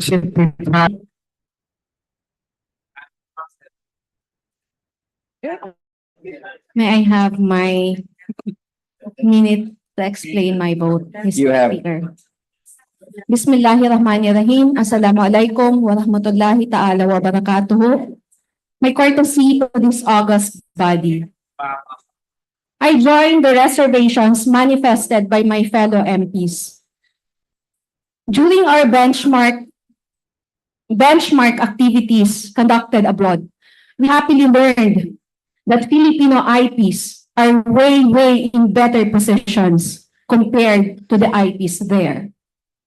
As a Maguindanaon rather, I am worried because of the possibility that while this law is aimed at recognizing the rights of our IPs, the same might stir trouble between IPs and other tribes.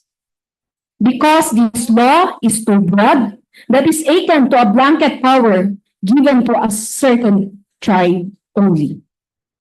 Land conflict has always been a cause of deadly confrontations and redo. May this law not cause bloodshed. May this law not encroach on the rights of other tribes. However, despite my reservations, I vote yes because of my respect to the IP communities, but of course with aforementioned reservations and admonitions, Mr. Speaker. Thank you and wassalam. Yakob Muhammad. Thank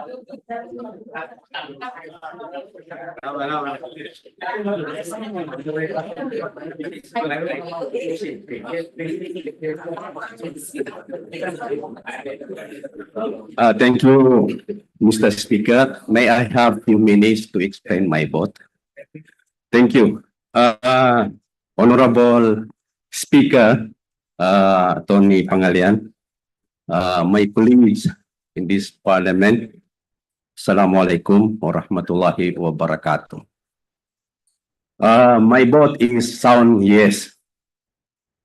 For the reasons, first, itong bill na ito ay pagkilala. And Allah subhanahu wa ta'ala said, Ya ayuhan nasu inna khalaqnakum min dzakari wa unsa wa ja'alnakum shu'uba wa qabaila lita'arafu. Allah created us in different tribes, nation for the recognizing it in each everyone.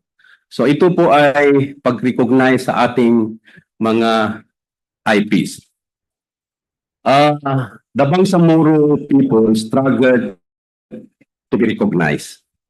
And I feel what our IPs feel na in the Bangsamoro people for this bill ay manifestation na the Bangsamoro people recognize them. And I think that their struggle. Mr. Speaker, naging executive director po ako ng BTA almost 9 years. Sa lahat ng mga project namin noon ay ina-advise ng World Bank na kailangan may respeto sa mga katutubo na mga katutubong rights. So kung mga international community na nirespeto nila yung right ng mga katutubo, the Bangsamoro government, based on moral governance na pinopromote ni Chief Minister, na dapat tayo in the Bangsamoro respect each other. So this being a manifestation of justice, manifestation of pagkilala sa ating mga katutubo na nakikita natin in everywhere ay na almost sa mga project or other activities ay nada-drive out sila sa kanilang lupain. So maybe this bill ay makakagarante na they are equal rights with other communities of the Bangsamoro people. So I congratulate this parliament. They are really a leaders of the Bangsamoro na talagang matapang to serve and give the rights of everybody. Thank you very much, Mr. Speaker. Again, my vote is sound yes.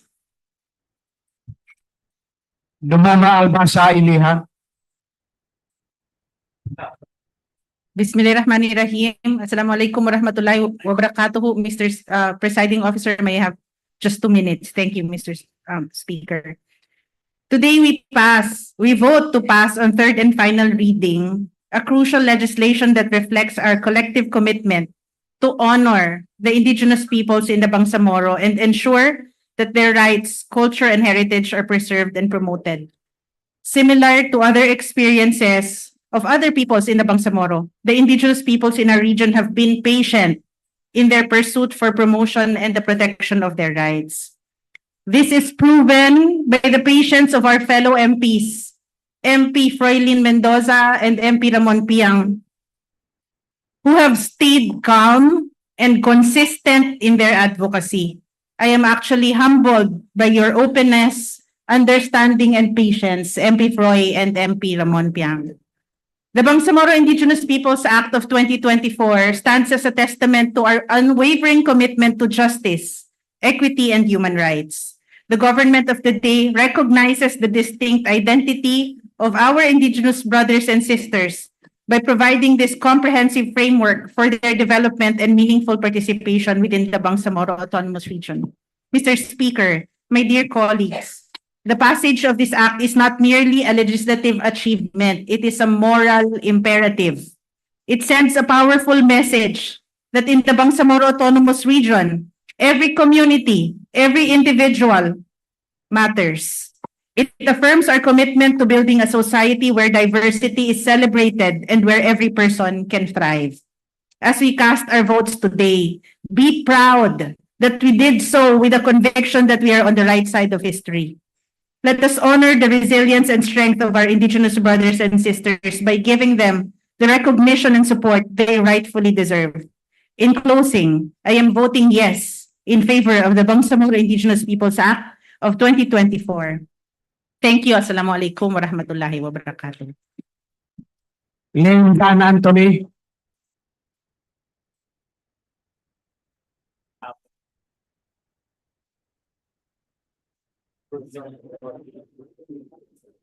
Assalamualaikum warahmatullahi wabarakatuh. Bismillahirrahmanirrahim.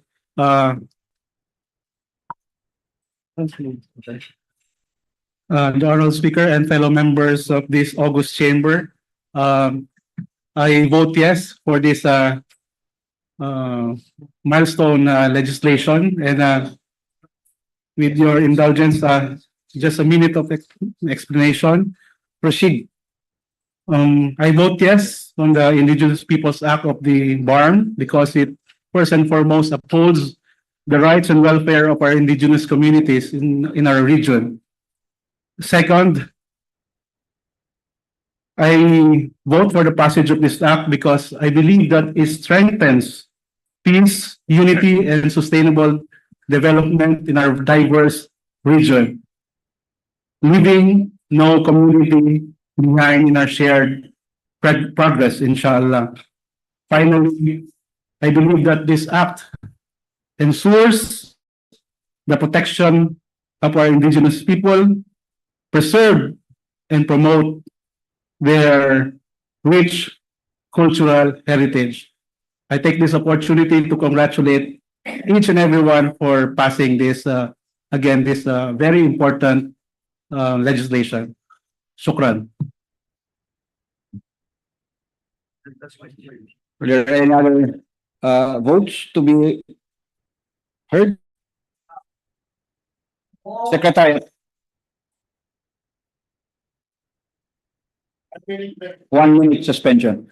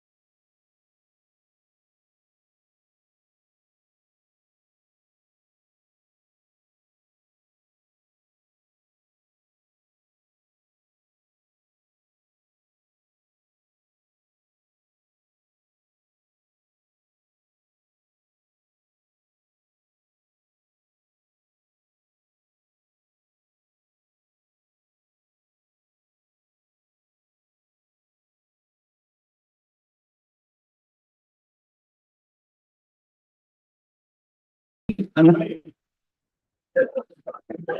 One.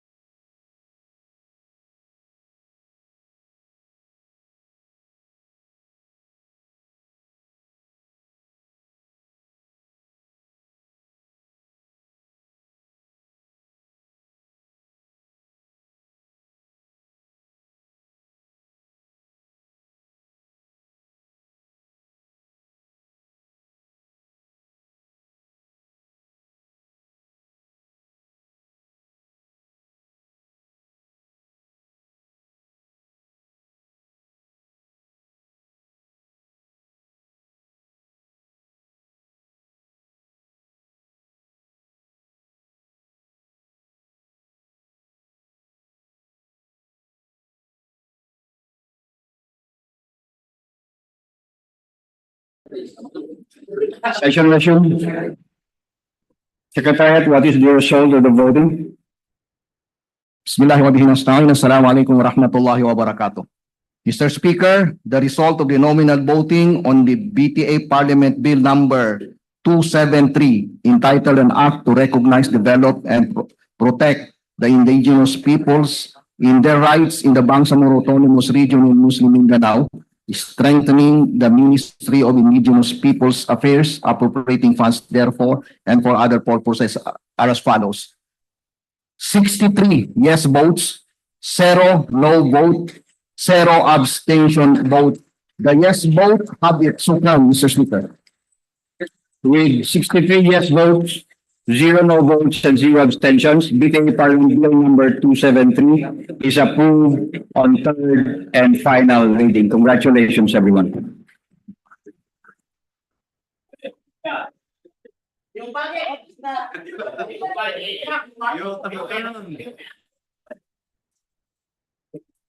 Fi- 1 minute suspension.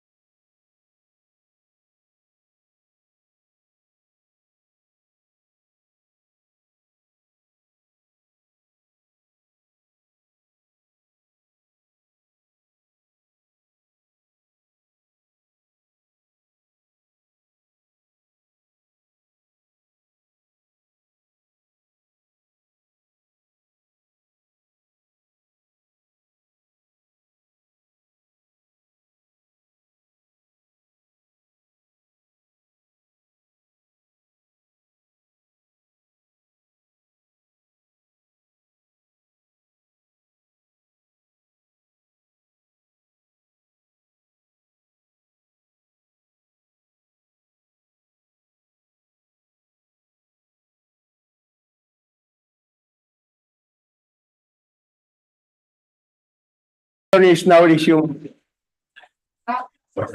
Mr. Speaker, dear colleagues, we are now ready for the presentation of Committee Report number 110 in relation to Bill number 341, entitled an act appropriating funds for the operation of the Bangsamoro government from January 1 to December 31, 2025, and for other purposes. Mr. Speaker, may we recognize the committee chair of the Committee on Finance and Budget and Management, Deputy Floor Leader Attorney Marian Arnado. The Deputy Floor Leader Attorney Marian Arnado is recognized for the committee report of BTA Bill number 341. You are recognized, Madam. Our Chief Minister, Ahod Balawag Ibrahim, our Speaker, Attorney Pangalian M. Balindong, our Presiding Officer, Attorney Paisalin Tago, our floor leader and deputy floor leader, and my fellow members of the Parliament. Assalamualaikum warahmatullahi wabarakatuh. This evening, I stand before you to present the culmination of the Committee on Finance, Budget and Management's relentless dedication and hard work. Committee Report number 110 on BTA Bill number 341, embodying the Bangsamoro Expenditure Program for fiscal year 2025. Over the course of 1 month and 10 days, the committee engaged in rigorous deliberations and meticulous examination, scrutinizing the budget of 27 ministries, agencies, and offices. Today, I shall share the key findings and insights derived from this exhaustive process, a reflection of our collective commitment to ensuring that every peso is aligned with the aspiration and priorities of the Bangsamoro people. The budget distribution for fiscal year 2025 highlights the government's strategic focus on key sectors to drive Bangsamoro's progress. The top ministries which were allocated a substantial amount of the entire budget are the Ministry of Basic, Higher and Technical Education, which was given 33.2% of the pie, the Ministry of Public Works with 11.8%, the Ministry of Health with 7.7%, and the BTA with 5.1%. And the Office of the Chief Minister with 4.02%, and the Ministry of Social Services and Development with 4%. The government's budget distribution demonstrates a clear policy priority on human capital development with a commitment to improve literacy, skills development, and technical education. It aligns with long-term socioeconomic development goals, as education is a key driver of poverty reduction and economic growth. Infrastructure investment signals a commitment to enhancing regional economic potential and post-conflict recovery, while allocation to health and social services shows sensitivity to pressing welfare needs.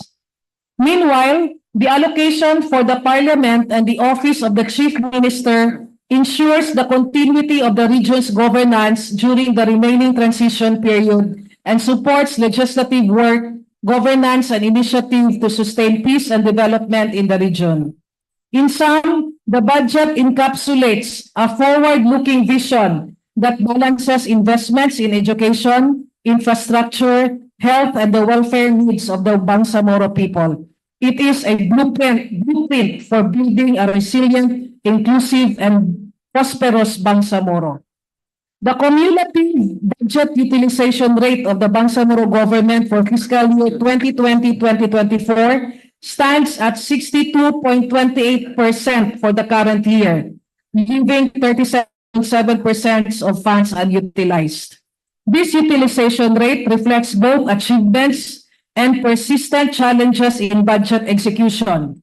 Key factors contributing to the unspent funds include delays in project implementation, administrative inefficiencies, procedural complexities, and planning or timing issues that hinder the full disbursement of allocated budgets.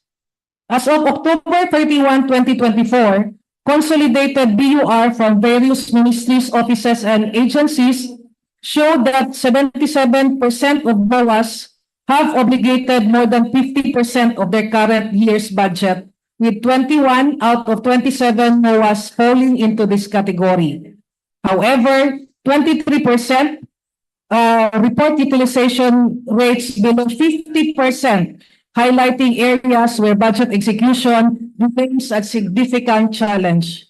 The majority of MOAs report BURs ranging from 50% to 80%, signaling that while many are effectively mobilizing the resources, some ministries and officers face obstacles that limit their ability to fully implement planned activities. Several cited pending activities and procurement processes expected to conclude in November and December 2024, suggesting potential improvements in year-end performance. Notably, the Ministry of Labor and Employment leads with the highest BUR achieving an 82.91% of obligation rate. It is followed by the Ministry of Environment and Natural Resources and Energy at 80.24 and the Bangsamoro Women Commission at 76.96%, exemplifying efficient budget utilization in these agencies. The committee probed duplication and redundancy in the implementation of BPAs across various MOAs of the BARM. Observations during the deliberation highlighted the need for improved coordination among MOAs to ensure that resources are utilized efficiently and projects address the specific needs of the Bangsamoro Autonomous Region without duplicating efforts. The committee also tackled the exclusion of Sulu from BARM, which has already been decided with finality by the Supreme Court in its resolution promulgated on November 26, 2024. This decision necessitates resource redistribution, continuity of essential services, and administrative adjustments as Sulu transitions out of BARM. Balancing the needs of the people of Sulu and the legal implication of the Supreme Court decision, the committee agreed to insert a provision stating that the programs, projects, and activities intended for the province of Sulu, funded under the budgets of the different ministries, offices, and agencies under this law, shall continue to be implemented by them, as contemplated in the 26 November 2024 Supreme Court resolution on the motions for reconsideration in the case of Province of Sulu et al. Versus Executive Secretary Medjaldia, GR 242255. Meantime, the ministries, offices, and agencies, their counterpart departments in the national government and the provincial and municipal local governments of Sulu shall design a transition plan towards implementing the Supreme Court decision and shall be subject to the decisions of the Intergovernmental Relations Board. The committee has reached a critical decision to exclude the investment income amounting to 2,285,124,369.49 generated from the Bangsamoro Treasury's investment in treasury bonds and bills from the budget's sources of funds. This decision follows extensive deliberation on the propriety of the investment. While the committee has opted not to issue a categorical ruling on the investment at this juncture, the exclusion was deemed necessary to facilitate the budget's progression without further contention. As a way to erase any cloud on future investment that may be made, the committee proposed to include a provision stating that the Bangsamoro Treasury shall be authorized by the Bangsamoro government through the Committee on Finance and Budget and Management to invest idle funds to the Bangsamoro Treasury and other government financial institutions. Moreover, it shall submit quarterly reports on the management of investment program to the Office of the Chief Minister and the CFBM. This decisive action not only resolves immediate concerns surrounding the current budget, but also ensures robust and accountability for future investment. It reflects the committee's commitment to maintaining fiscal prudence while upholding the trust and confidence of the Bangsamoro people in the stewardship of public funds. The removal of the investment income warranted a concomitant decrease in the contingent fund amounting to 2,285,124,369 pesos. Only an increase in the budget of the BTA was likewise approved by the committee in the amount of 351,327,007, which shall also be sourced from the contingent fund. Hence, the final recommendation of the committee is to approve. But before that, let me also report that while there are no increases in the 27 MAOs, we have a recalibrated budget for the Office of the Chief Minister Ministry of Social Services and Development, Ministry of Health, Ministry of Public Works, Ministry of Interior and Local Government, Ministry of Agriculture, Fisheries and Agrarian Reform, Bangsamoro Pilgrimage Authority, Development Academy of the Bangsamoro, and the Ministry of Indigenous Peoples Affairs. Matapos lang, binasa ko. Hence, the final recommendation of the committee is to approve the BTA Bill number 341 in the amount of 94,411,666,856 pesos and 24 centavos for the consideration of this August body, Mr. Speaker. Thank you very much, and we are very much open for any questions. Thank you. Move to adopt the committee report. Yes, Mr. Speaker, I therefore move that we adopt committee report number 110, Mr. Speaker. There is a motion to adopt the committee report number 110. Duly seconded, there being no objection, the same is hereby approved. Yes, Mr. Speaker, I move that we open the period of interpellation and debate. There is a motion to open the period of interpellation and debate. Duly seconded, there being no objection, the same is hereby approved. Mr. Speaker, I move to recognize MP Bayintan Ampatuan. MP Bayintan Ampatuan of Maguindanao, the vice chair of the committee, is recognized. Thank you, Mr. Speaker. Full disclosure, I'm a vice chair, but last night's committee meeting, I was not around for reasons I don't want to discuss it anymore, Mr. Speaker.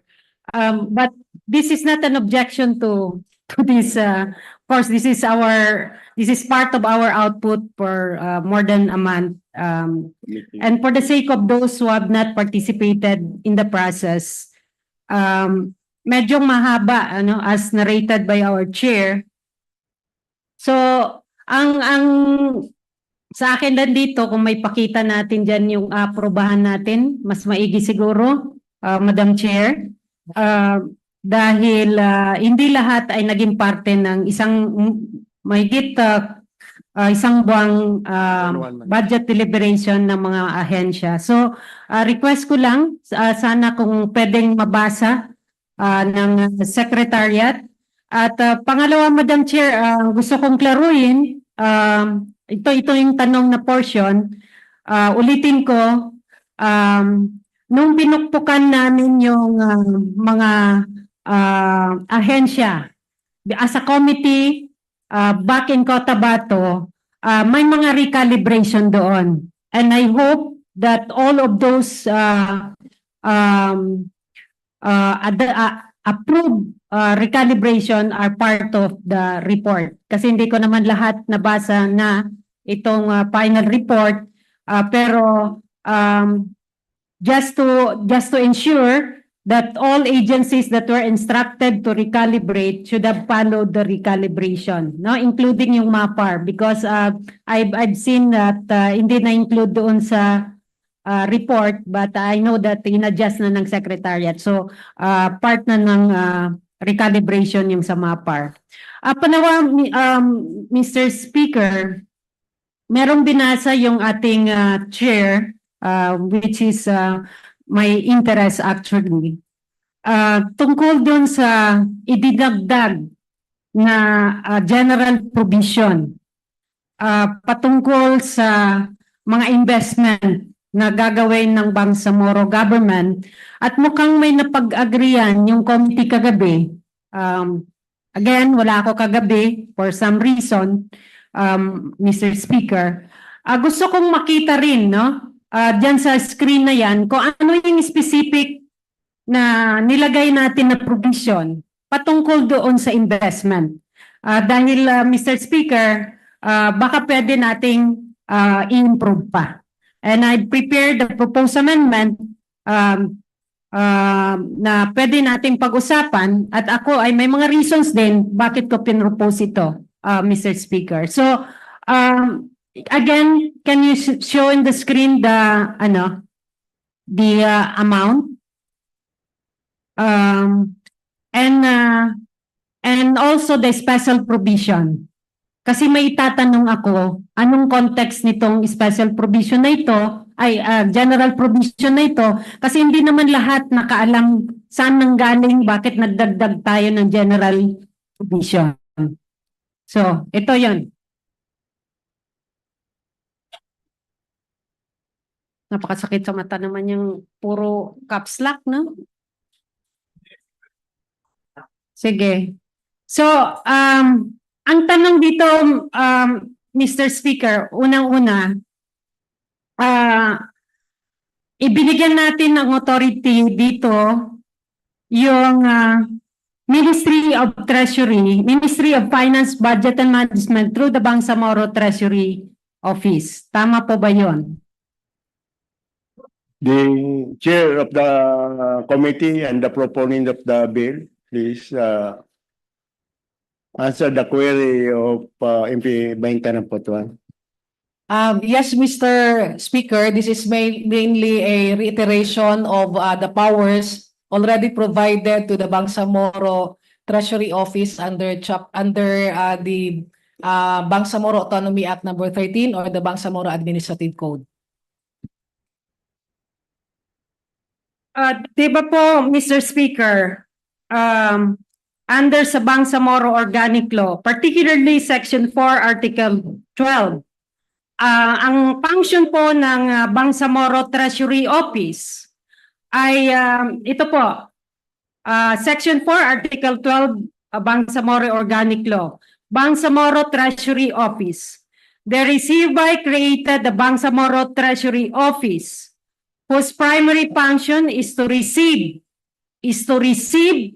and safeguard all the revenues generated and collected by the Bangsamoro government. Ibig sabihin, lahat ng pera ng Bangsamoro government, siya ang mag-receive at siya ang mag-safeguard. Yun po yung pinakamalinaw na trabaho ng Bangsamoro Treasury Office. Binalikan ko po yung BON. At Mr. Speaker, ang word na treasury ay 4 na beses lang po nabanggit dyan sa BON. At ang dalawang words na yon ay nandito sa Article 12, Section 4. At ang kanyang elaboration ng function na ito ay mag-receive lamang at mag-safeguard ng lahat ng revenues generated and collected by the Bangsamoro. Going back to this provision, Mr. Speaker, ang power ay binigay natin. Basahin natin, no? The Ministry of Finance, Budget Management through the Bangsamoro Treasury Office shall be responsible to manage the cash resources of the Bangsamoro government. Manage the cash resources. Manage the cash resources. Magkaiba po. Dito sa atin ay receive and safeguard. Receive and safeguard. The Bangsamoro Treasury Office shall be authorized to invest the idle funds in excess of normal operating requirement to the Bureau of Treasury and other government financial institutions. Pangalawang tanong po, no? Una is yung bakit siya yung inauthorize natin. Pangalawa, ano ba itong idle funds? Kailan masasabi natin na idle at idle fund na yan? Sino ang magdi-declare na idle fund na yan? Kailan natin malalaman na may idle fund na? Pwede po bang pakisagot, Mr. Speaker? The proponent may reply to the questions. The idle funds is already also defined in that.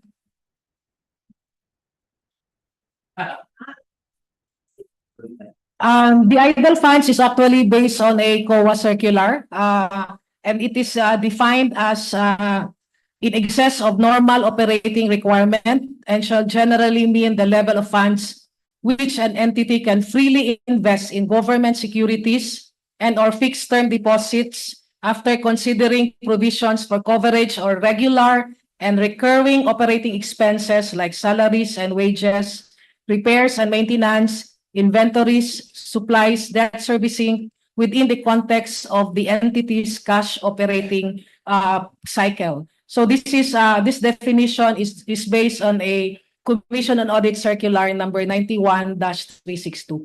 Okay, sige. So, mayroong circular na nagsasabi na pwede yung idle funds. Settled tayo dyan, no? Pangatlo, Mr. Speaker, ang pinag-uusapan lang natin dito ay idle funds, investment at idle funds yung pinag-uusapan natin. Diba po napaloob sa Bangsamoro Organic Law na dapat ang pag-usapan natin dahil Bangsamoro tayo ay yung Bangsamoro Islamic Financing and Investment.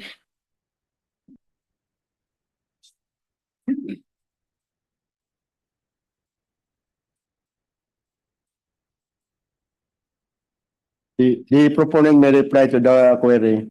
Well, Mr. Speaker, as this was also discussed during our committee meetings, and it was explained to us by MFBM that they have also consulted our leaders, particularly our Mufti, on the propriety of the placement of these funds with the BTO.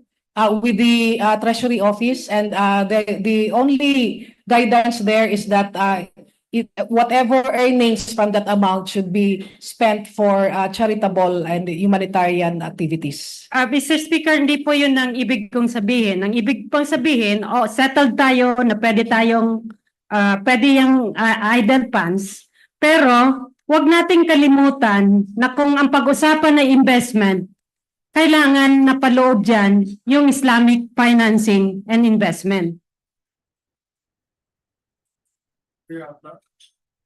So, ang direction ba natin dito ay itong idle funds lang? Hindi ba natin dapat ang pinag-isipan din natin ay yung Islamic financing? Well, these are two separate concerns, and Mr. Speaker, for this particular purpose, our constraint is that the Bureau of Treasury does not yet have a Sharia compliant mechanism for investments such as this. Pero Mr. Speaker, kasi parang lumalabas dito na na-divert na yung ating attention doon sa idle funds at yung core natin na Islamic financing ay nawala na sa picture. Kundi parang naging investor na tayo na napunta na yung ating attention doon sa paano pagpalago ng ating pera na hindi according to the Islamic financing. Anyway, Mr. Speaker, I have a proposed amendment in order to capture and parang hindi siya makalimutan. While we talk about the idle funds, wag natin kalimutan at any given time kung magkaroon pala ng mechanism na o batas tungkol dito, mapaloob na dito sa ating usapin. So, thank you, Mr. Speaker. We will welcome any. Sige, Mr. Speaker. Again, ang authority na ito ay binigay natin sa Bureau of Treasury, Mr. Speaker. Di po ba't dapat kung ang pag-usapan na isang gobyerno, ang ulo po ng gobyernong ito ay ang Chief Minister? Yes, Mr. Speaker, but primarily this is a mandate lodged with the Bangsamoro Treasury Office. So insofar as authority is concerned, we are proposing here that it will be lodged to the BOT, but of course, subject to the approval of the Office of the Chief Minister, of course. And we have added there also for check and balance that it will also have the approval and authority of the Parliament through the CFBM. Mr. Speaker, ang katumbas po kasi nitong gagawin natin, kung inilagay natin na ganito na po siya, sa layman's term po ito, blank check. Blank check po ito. Dahil hindi siya dadaan na sa proseso ng Parliament, Mr. Speaker. At Dahil parliament tayo, Mr. Speaker, parliamentary yung form of government natin, Mr. Speaker, baka meron tayong ina-abbreviate dito na proseso, Mr. Speaker. Kaya sa aking panukala, Mr. Speaker, ang dapat ay ang ulo ng gobyerno ang siyang mag-engage sa outside. Kasi ito ay pag-engage sa outside, you represent. And one of the functions of the Chief Minister is to represent the Bangsamoro government to the outside, no? So, kung yan na ibibigay na natin sa BTO, baka yun ang Chief Minister, yung BTO na. So, baka mali naman ata yung pagbibigay natin ng blank check sa isang organization na sinabi ng BOL mismo na ang kanyang trabaho ay is to receive and safeguard. Just to receive and safeguard all revenues and revenues generated and collected. Hindi sinabi ng BOL na mag-invest ka, kundi ayusin mo, i-safeguard mo yung pera na na-collect, generated and collected ng Bangsamoro. Hindi niya sinabing i-invest mo, kundi i-receive at i-safeguard. Yun lang sinabi sa BOL.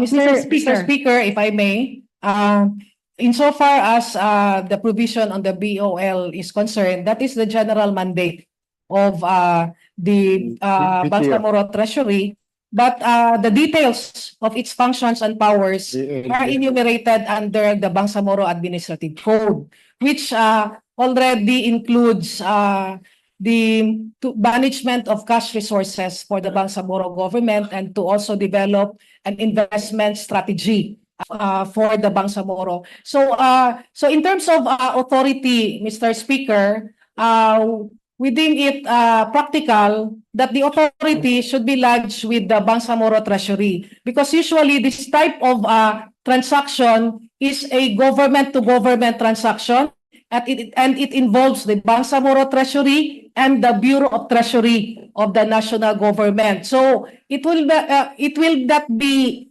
practical if it will be our Chief Minister who will be directly handling this, but we will lodge this with the Bangsamoro Treasury Office, but it can only act on a particular investment upon the approval, of course, of the Chief Minister. Well, magkaiba po tayo ng pananaw, Mr. Speaker, at in due time, meron akong proposed amendment recognizing the role of the Chief Minister as the head of the Bangsamoro government, dahil lahat ng affairs ng government, dapat ang representation ay ang Chief Minister. Then bababa ako dito sa role ng Parliament, Mr. Speaker. Ang sinabi dito, subject to the cash requirement of the Bangsamoro government and approval of the Parliament through the Committee on Finance, Budget and Management. Mr. Speaker, while we empower a certain committee, the committee cannot act on itself. No? It's actually the Parliament who is supposed to act on any matters relating to outside us. So, pag ganyan ang pagka-state po niyan, napaka-powerful yung Committee on Finance. Nagpapasalamat ako dahil vice chair ako, pero hindi ko akuin yung responsibilidad na hindi akin, Mr. Speaker. So, Mr. Speaker, ang hindi malinaw dito sa proseso na ito, paano malalaman ng Parliament kung ano yung investment? Kung anong klase ng investment, saan ka mag-i-invest, kailan ka mag-i-invest, anong terms and condition, hanggang kailan yan, meron ba yung cap, meron ba yung, saan ba yung papunta? All those things, kailan malalaman ng Bangsamoro Parliament? Kasi in-stack po na sa Committee on Finance, Mr. Speaker. Mr. Speaker, this is a very welcome development that we are already going into the details and really ensuring that this will be a very transparent process. So with that, for example, we just put there that it will be through the CFBM because it is the Committee on Finance, Budget and Management that looks into the finance side of the barn. So parang if you just put the entire parliament there, we have a very big parliament and there are so many offices there. So we deem it proper that any report with respect to the progress of the investment program will be filed and submitted to the parliament via the CFBM. And once it is referred to the committee, we will discuss it and then report appropriately and accordingly to the parliament. So that will be the process, Mr. Speaker, because each of our committees and offices have our own respective mandate, and so it is our considered view that this particular concern will fall under the purview of the FBM. Thank you, Mr. Speaker. Mr. Speaker, ang hindi na-capture dito, although ako talagang nagdadalawang isip pa rin ako, Mr. Speaker. Kung ganito yung provision, hindi ako boboto nito, Mr. Speaker. Speaker ni for this provision. Kaya nag-propose po ako ng version ko, Mr. Speaker, na sa tingin ko, ang authority ng Parliament ay hindi dapat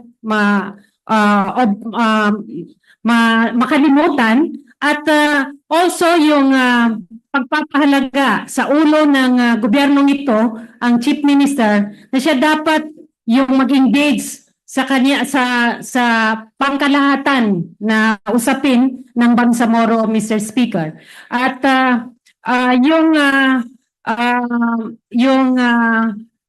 wag nating kalimutan na pag-usapan natin ng investment, hindi natin i-set aside yung Islamic side of it because that's the essence of being a Bangsamoro. So in due time, Mr. Speaker, magpo-propose po ako ng amendment at nandun na po sa Secretariat yung aking proposed amendment. Maraming salamat. Thank you very much, MP Baintan. Thank you very much. We will welcome any proposal at the proper time, Mr. Speaker. Yes, any more interpolator? Yes, Mr. Speaker, we have, and I move to recognize MP Jetlim. MP Jitlim is recognized. Thank you, Floor Leader, ma'am. Bismillahirrahmanirrahim. Assalamualaikum warahmatullahi ta'ala wabarakatuh. I will just have some clarificatory questions. Following the interpolation of MP Baintan. Ma'am Baintan, dun ho sa organic law, specific yung duties, no, naka-lodge with the Bureau of Treasury to receive and safeguard money of barn. Second, doon sa admin code, nakalagay rin ho doon yung qualifications of how to become a treasurer. Doon ho ba, meron ba tayong copy? May copy ho kayo? Doon ho sa qualifications, nandun yung mga academic qualifications, but I cannot see in those enumeration yung expertise ng treasurer in terms of investing funds. Do you think would it be prudent for the Bureau treasurer to be the office that will invest such idle funds?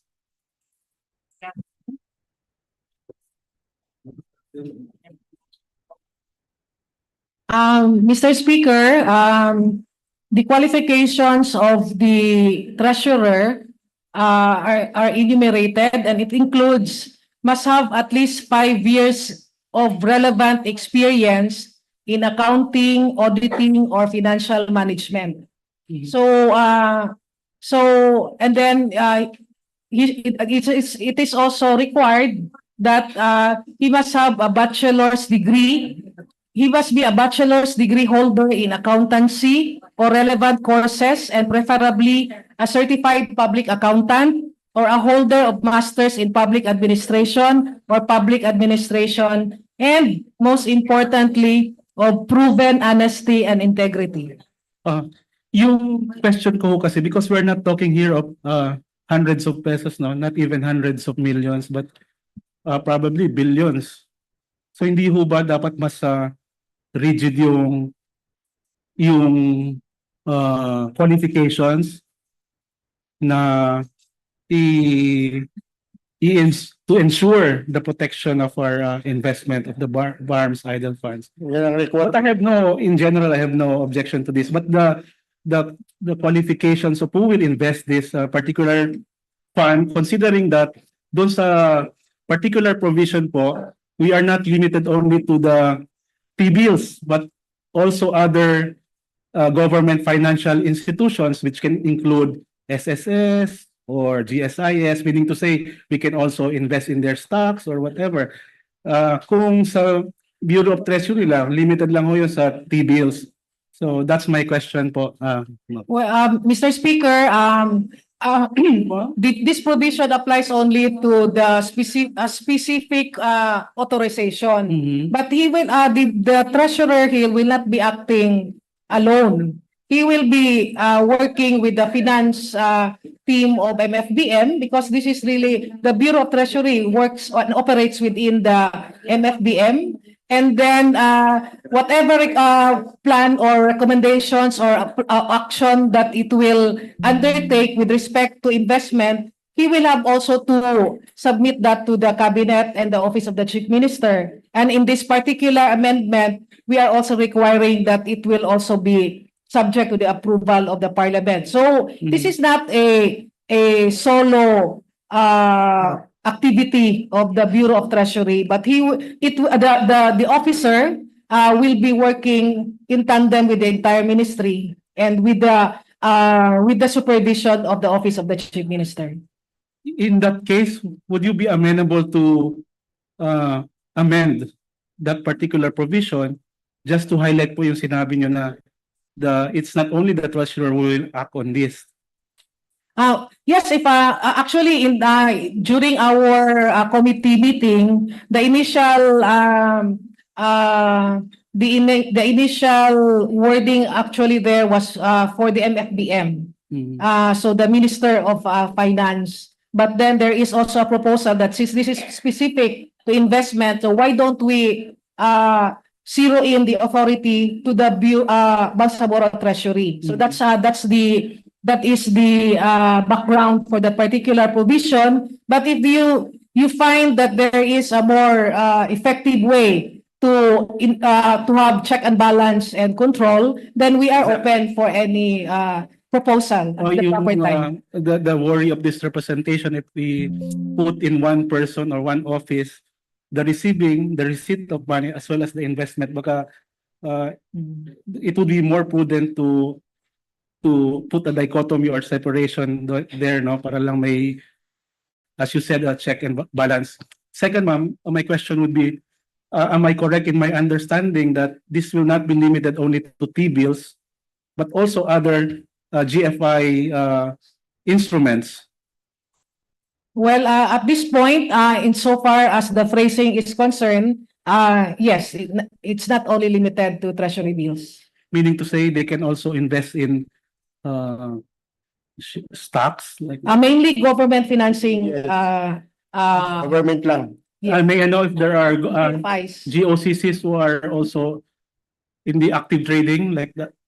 I do not know. This is not really my forte, but if, for instance, GFI is engaged in public trading, pwede palang mag-invest ng BARM doon sa stock. For example, Land Bank or Development Bank of the Philippines. Yeah, they can invest in like a trust fund like that.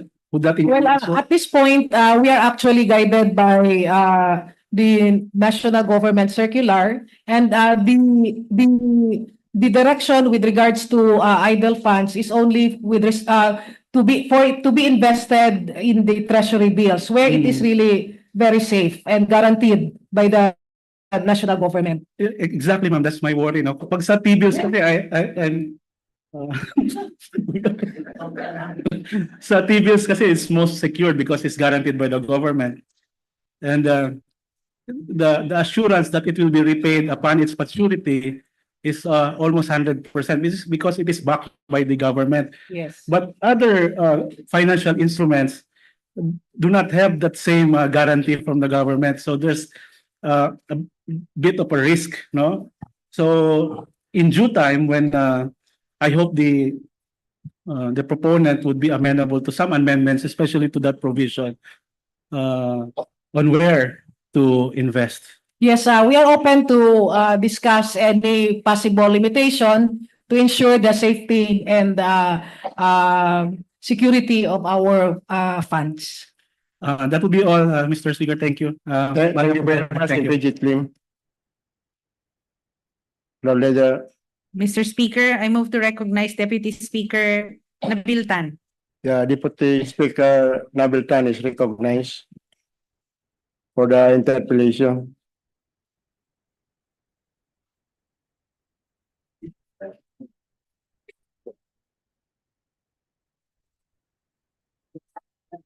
Salamat po, Mr. Presiding Officer.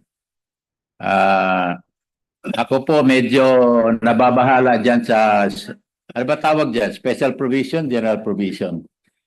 Yung pinormulate. Special. Special. General pala, general. Whether general, colonel, o ano, basta. Provisions. Provision. Yung pong parliament cannot afford to surrender its authority to any ministry for that matter in the Bangsamoro.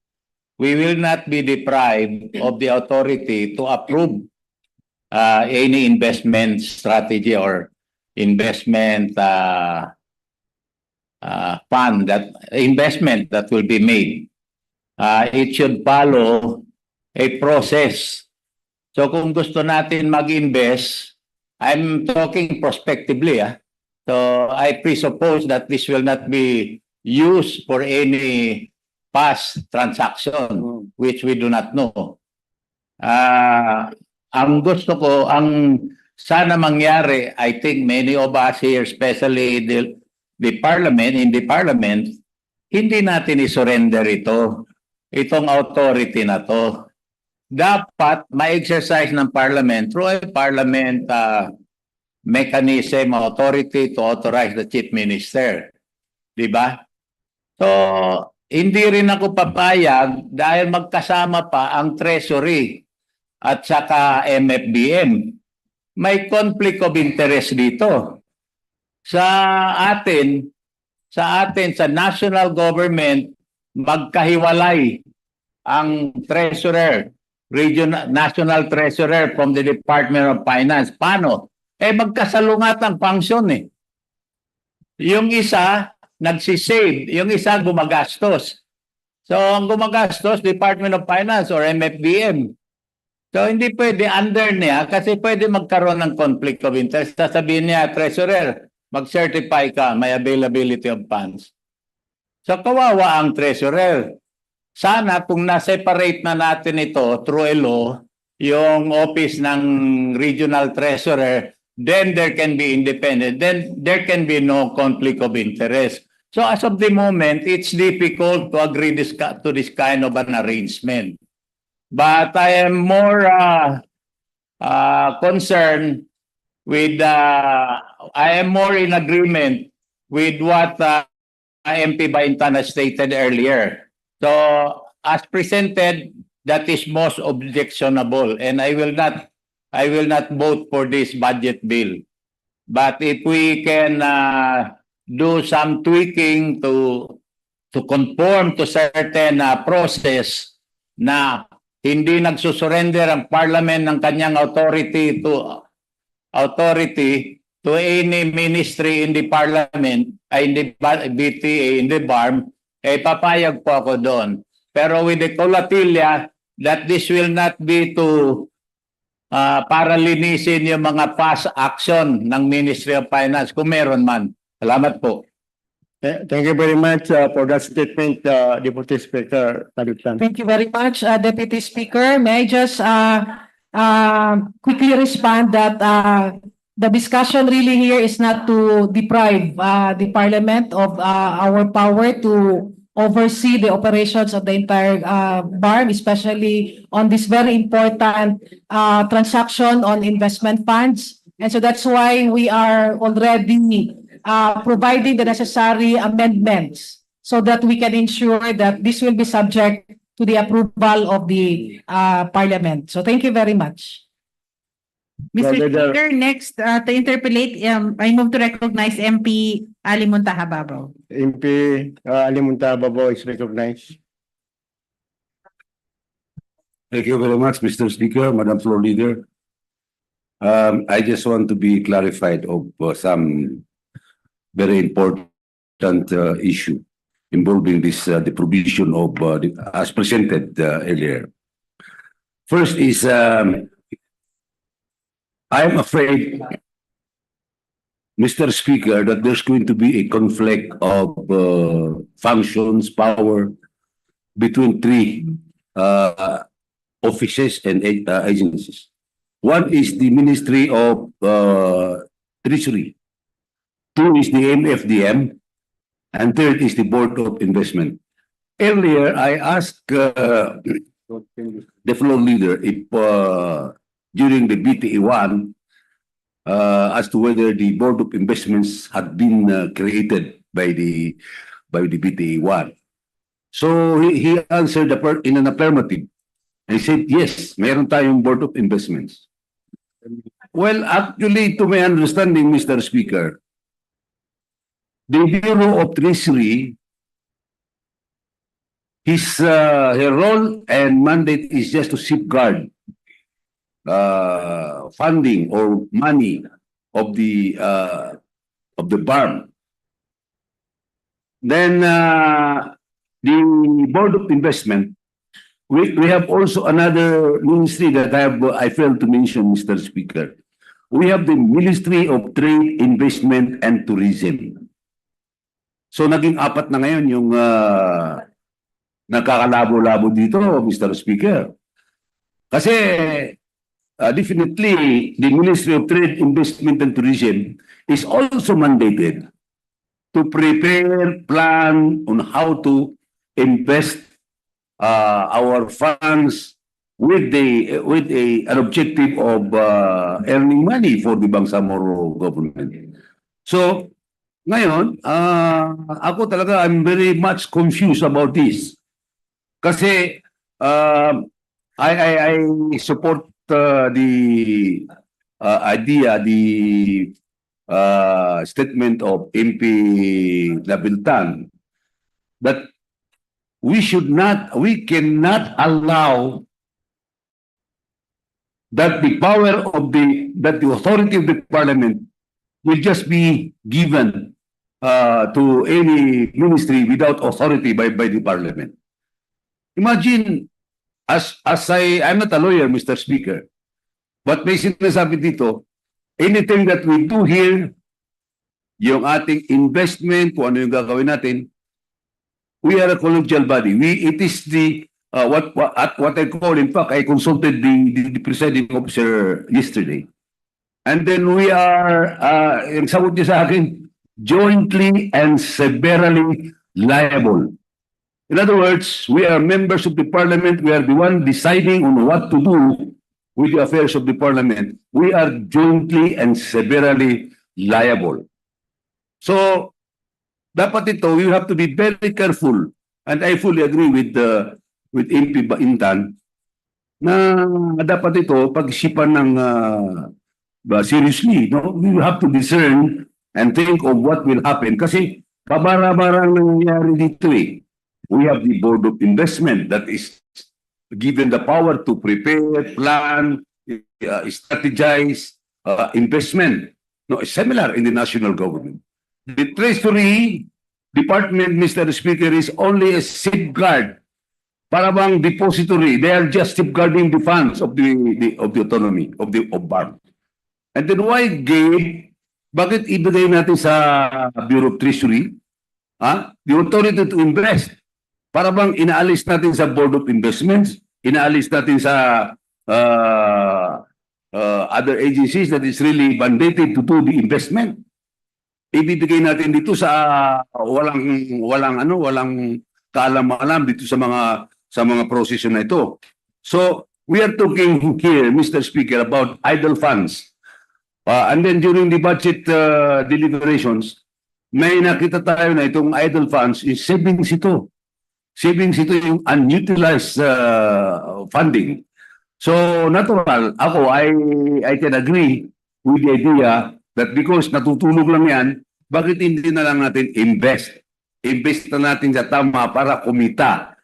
Pero, sabi ni Pinabulta, which is absolutely correct, may proseso yan. Hindi ko mo ikaw ay treasurer, hindi ko mo ikaw ay Ministry of Finance, hindi ko mo ikaw ay Board of Investment, na hindi pa wala authority from the Parliament, basta ka lang susugod at itatapon yung pera nun. Ang contention ko, kasi sabi nila, as earlier said, sigurado yan sa Bureau of Treasury kasi government yan and then etc. etc. Sigurado ang income yan, walang loss yan. Suppose, for the sake of argument,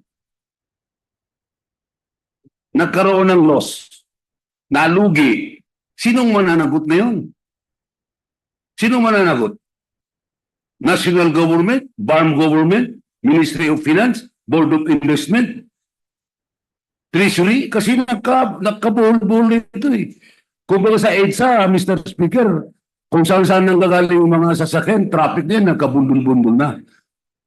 Mr. Speaker. So I'm really objecting to this. I join with my colleague that we should discern and think of a proper way, legal way, how to safeguard, because lastly, this is not our money.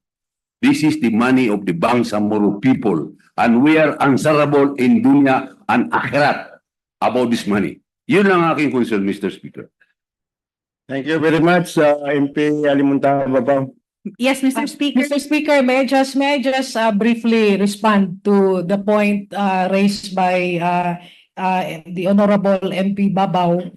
With respect to the BOI, the Bangsamoro Board of Investment, this is an office which is more concerned of inviting investors from outside to invest in the barn. So they are there to grant tax holidays, tax incentives, so that investors will be encouraged to invest. We are doing very well there.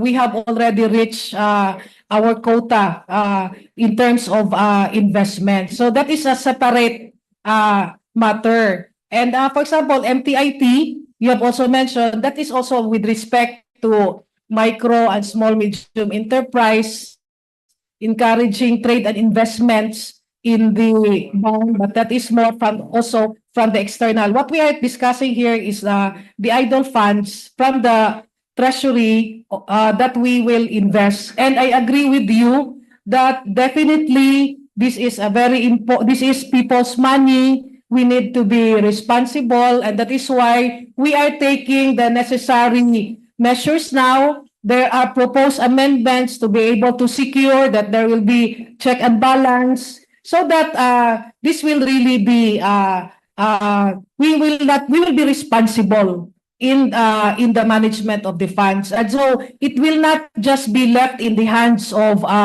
few people, but definitely the Parliament will already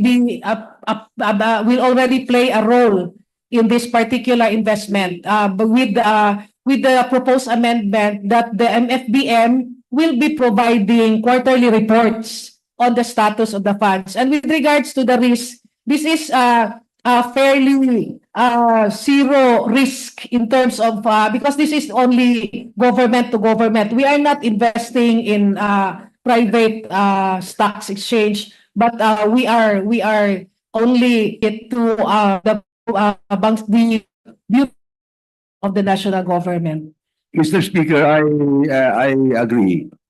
with what the proponent had explained, that the Board of Investment main role in a national perspective is inviting investors outside, even the in the local investments. Iniimbita nila yung mga investors, pumasok kayo sa BAM, very, very viable, hindi mawawala yung investment ninyo, ganito. These are the opportunities where you can come and put your money, invest in our homeland. Well, that is good. But remember that no investment will be made by the national government without the assessment, the strategy, the plans conducted by the Board of Investment. Sila yung nagdedetermine eh. In fact, they go all over the world to invite investors to come to the Philippines and finance some projects. Well, tama po yun. Kaso, ang problema, why the Bureau of Treasury? Why the Ministry of Finance? Yung kanilang papel, pinapapilan nila yung hindi nila papel. Okay. So yung Board of Investments, sila lang yung, I agree, they are inviting investors to come in. And put your investment in our homeland. Because your project, is now peaceful na kami ngayon, wala nang gera dito, wala nang ano, and then viable na yung mga investment nyo rito. So yun ang aking concern, Mr. Speaker. Why these four agencies of BARM doing the same function? The Ministry of Trade and Investment and Tourism. We have the Ministry of Finance, which is supposed to be not doing this job of inviting or doing this investment. Why the Board of Investment? Tama. They invite investors. There are 4 agencies, Mr. Speaker. Hindi ba natin po pwedeng gawin na isa na lang ang responsible dito? Kasi at the end of the day, Mr. Speaker, kung may failure, isa lang ang tinutumbok natin. Pagka may failure, 4 na agency, magtuturuan na hindi ganun. That is my concern, Mr. Speaker, na kailangan dito, ayusin natin ito sa level natin para pagdating ng panahon, pagdating ng araw, isa lang ang mananagot. Isa lang ang mananagot. Although I agree that anything that we do here must be subjected to the approval of the Chief Minister. Anyway, may amendment states naman eh. Pag may mga proposals, you can present it in the amendment period. Thank you, Mr. Speaker. I join that request. Those who would like to introduce any amendments, if the language is already available, kindly already refer to the Secretariat. Mr. Speaker, I move that we recognize the next interpolator. We only have 2 more left. Yes. And the first one is Deputy Speaker Alamia. Deputy Speaker Liza Alamia is recognized.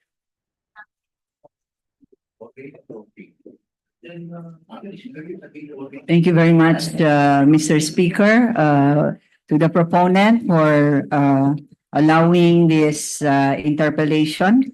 Mr. Speaker, I think we should go back to what we should be agreeing on in this plenary session, and that is the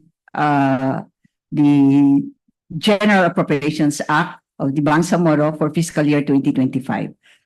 But there is a general provision that is being introduced in the committee report with respect to which is not present in prior GABs or in the BARM, which more or less provides the process of investing on how the BARM government may invest in treasury bills, Mr. Speaker.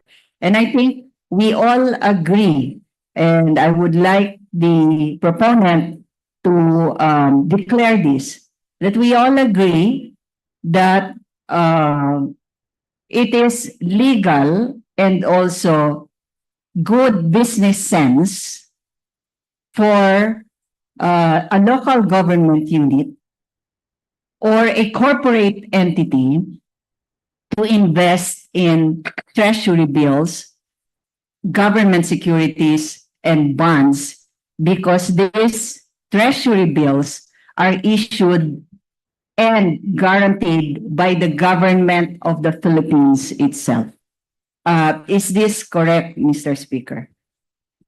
Yes, Mr. Speaker, we agree with that that idea that this is a good management practice, and this is generally being done by other local government units and even government agencies.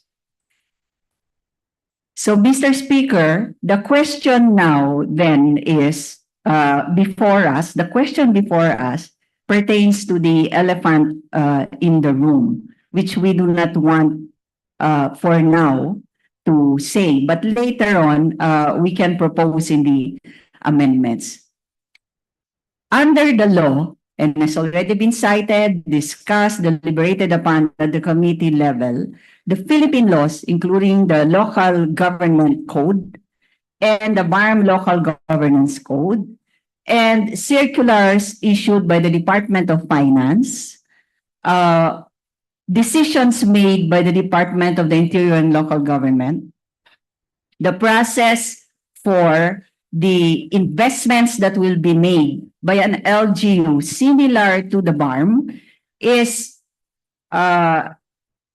first, there has to be the existence of idle funds. And we have already agreed what idle funds is, Mr. Speaker. The second requirement is that the one who will be investing those idle funds have to be authorized. And who provides the authority, Mr. Speaker? It is understood that in a local government unit, it is the legislative, the Sanggunian. And here in the Bangsamoro, it is the Bangsamoro Parliament who provides the authority in a manner that has already been practiced previously through the passage of a law or an appropriations law that authorizes someone who will be investing the funds, the idle funds. So the elephant in the room is who should be authorized by the Parliament to invest the idle funds, Mr. Speaker. May I know from the proponent who they have in mind right now, given the deliberations earlier? Well, at this point, as far as the proposed amendment is concerned, the provision there states that the Bureau of Treasury, the Bangsamoro Treasury, will be the one that will be authorized to conduct the investment. Thank you, Mr. Speaker. So the Parliament will be authorizing the Bureau of Treasury to invest. Will that authority be already given in the GAAB that we will be passing? Or will there be another law that will be passed in the future on that authority? I think it is incorporated in the law. Once we approve the law, it is an authority itself. Yan ang pagkaintindi ko, I don't know, from the chair. So Mr. Chair, my questions are geared this way, stated this way, to lay down, I'm trying to lay down the predicate because we need to agree on the process, Mr. Speaker. So I would like to know, is this authority, without discussing first, without debating as to whether it's the Bureau of Treasury who is the proper and competent entity to be authorized to invest, the next question is, will that authority be already given now in this budget law that we'll be passing, or will that be given in the future when the idle funds will be declared as available? Well, at this point, Mr. Speaker, the specific authority will already be provided in the GAAB itself. So that's why we are discussing this particular amendment to be included in the general provision. But insofar as the implementation of the investment is concerned, it will be subject to the cash requirements of the Bangsamoro government and subject to the approval of the Parliament through the CFBM. And there will also be requirements to submit quarterly reports to the Bangsamoro Parliament. So the authority will be lodged under the law explicitly, but the implementation, execution of this particular investment program will be in constant coordination and monitoring by the Parliament via the CFBM. Thank you, Mr. Speaker. Is this process that is now being proposed to be included as a provision in the general provision of the budget law similar being followed at the national level when they deliberate upon and approve the General Appropriations Act per year? We're not aware of the as far Idle funds. as far as we are concerned, there is no specific authorization that is found in the national appropriation. Mr. Speaker, the next question is this the same process at the LGU level then, at the provincial level? Is the authority being given when the Sanggunian deliberate on the annual, the AIP? Am I correct? Annual investment. Annual investment plan. Every year, they would have to approve that. It is submitted by the executive, by the local chief executive, the governor, the mayor, and the Sanggunian would approve that and provide the authority. Is this being done at the LGU level where when the AIP is approved, the authority also to invest in T-bills is also provided in the same AIP, Mr. Chair? Well, this is not exactly the same, but this is more close to that particular process. But this is not the exact counterpart. But in terms of requirements, this is closer to the LGU process. So at the LGU process, Mr. Chair, does the Sanggunian issue a separate authority to invest idle funds, or do they incorporate it in the approved AIP, Mr. Chair? Well, as far as our limited research is concerned, Mr. Speaker, this is the requirement under the LGU is through a resolution by the Sangguniang Bayan or Sangguniang Panlalawigan. Thank you, Mr. Chair. Given that, in the language, if we can show the proposed provision on this, Secretariat, please show the prior slide. The Secretariat is directed to show the previous slides. Given this, Mr. Chair, if we look at this section on development of investment strategy and investment of funds, is there is this immediately executory or implementable the moment that we pass this law, or are there more actions that have to be done by the Parliament before approving or providing authority to invest, authority to the executive to invest in T-bills? Mr. Speaker, as far as authority is concerned, this is already the authority, explicit authority provided under the law itself. But for the execution of the investment plan, for example, if the Treasury, the Bangsamoro Treasury decides through the MFB and the MFBM that there will be new investment, they will already follow certain processes like going through the approval of the Parliament via the CFBM. So we are envisioning that this particular amendment will provide the legal authority, but the execution will require some other action on the part of the parliament. Like, for example, reviewing the proposal and approving it on a cash, on a per transaction basis. And will this succeeding actions that will be done have to go through the process of the parliament through a resolution or a bill, the approval of those actions that would execute the authority, Mr. Chair? At this point, we cannot really, this is a very new practice on the part of the parliament. So we are imagining that if there is a particular proposal for investment, this will be referred to the committee, and the committee will discuss it, and then we will report to the parliament for their approval. And so not necessarily in the form of law, but it can be in a form of concurrence or concurring resolution to this particular or an approval to this particular specific to this particular investment.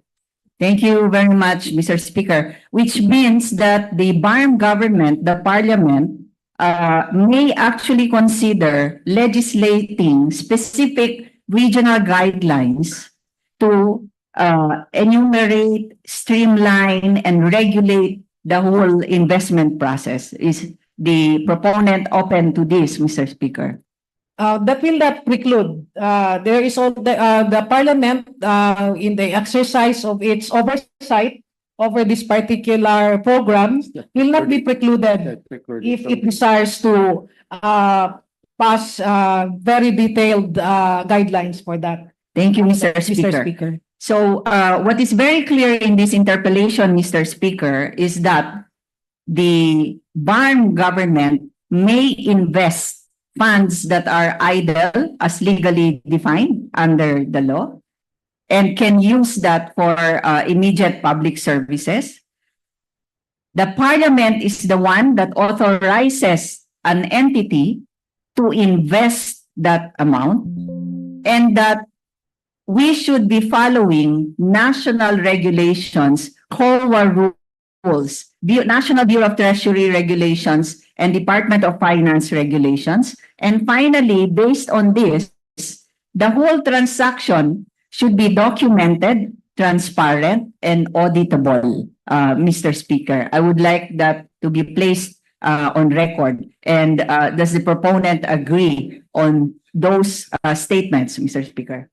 Definitely, Mr. Speaker, we are all subject to COA regulations, and if there's an initiative in the future to pass a law to provide guidelines for this, and any member of the parliament will not be precluded to do that. Thank you, Mr. Speaker. My last point, Mr. Speaker, now that we have settled on that, Mr. Speaker, is the question on which entity do we actually authorize to invest in under this law, the budget law that we will be passing. Because there is now what we say, a dichotomy of ideas.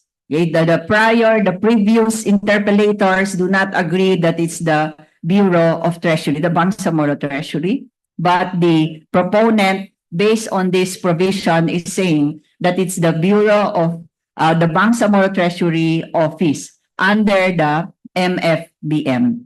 Now, this is my final point, Mr. Speaker. The elephant in the room is that who is the principal decision maker? That is there an entity, higher position, who decides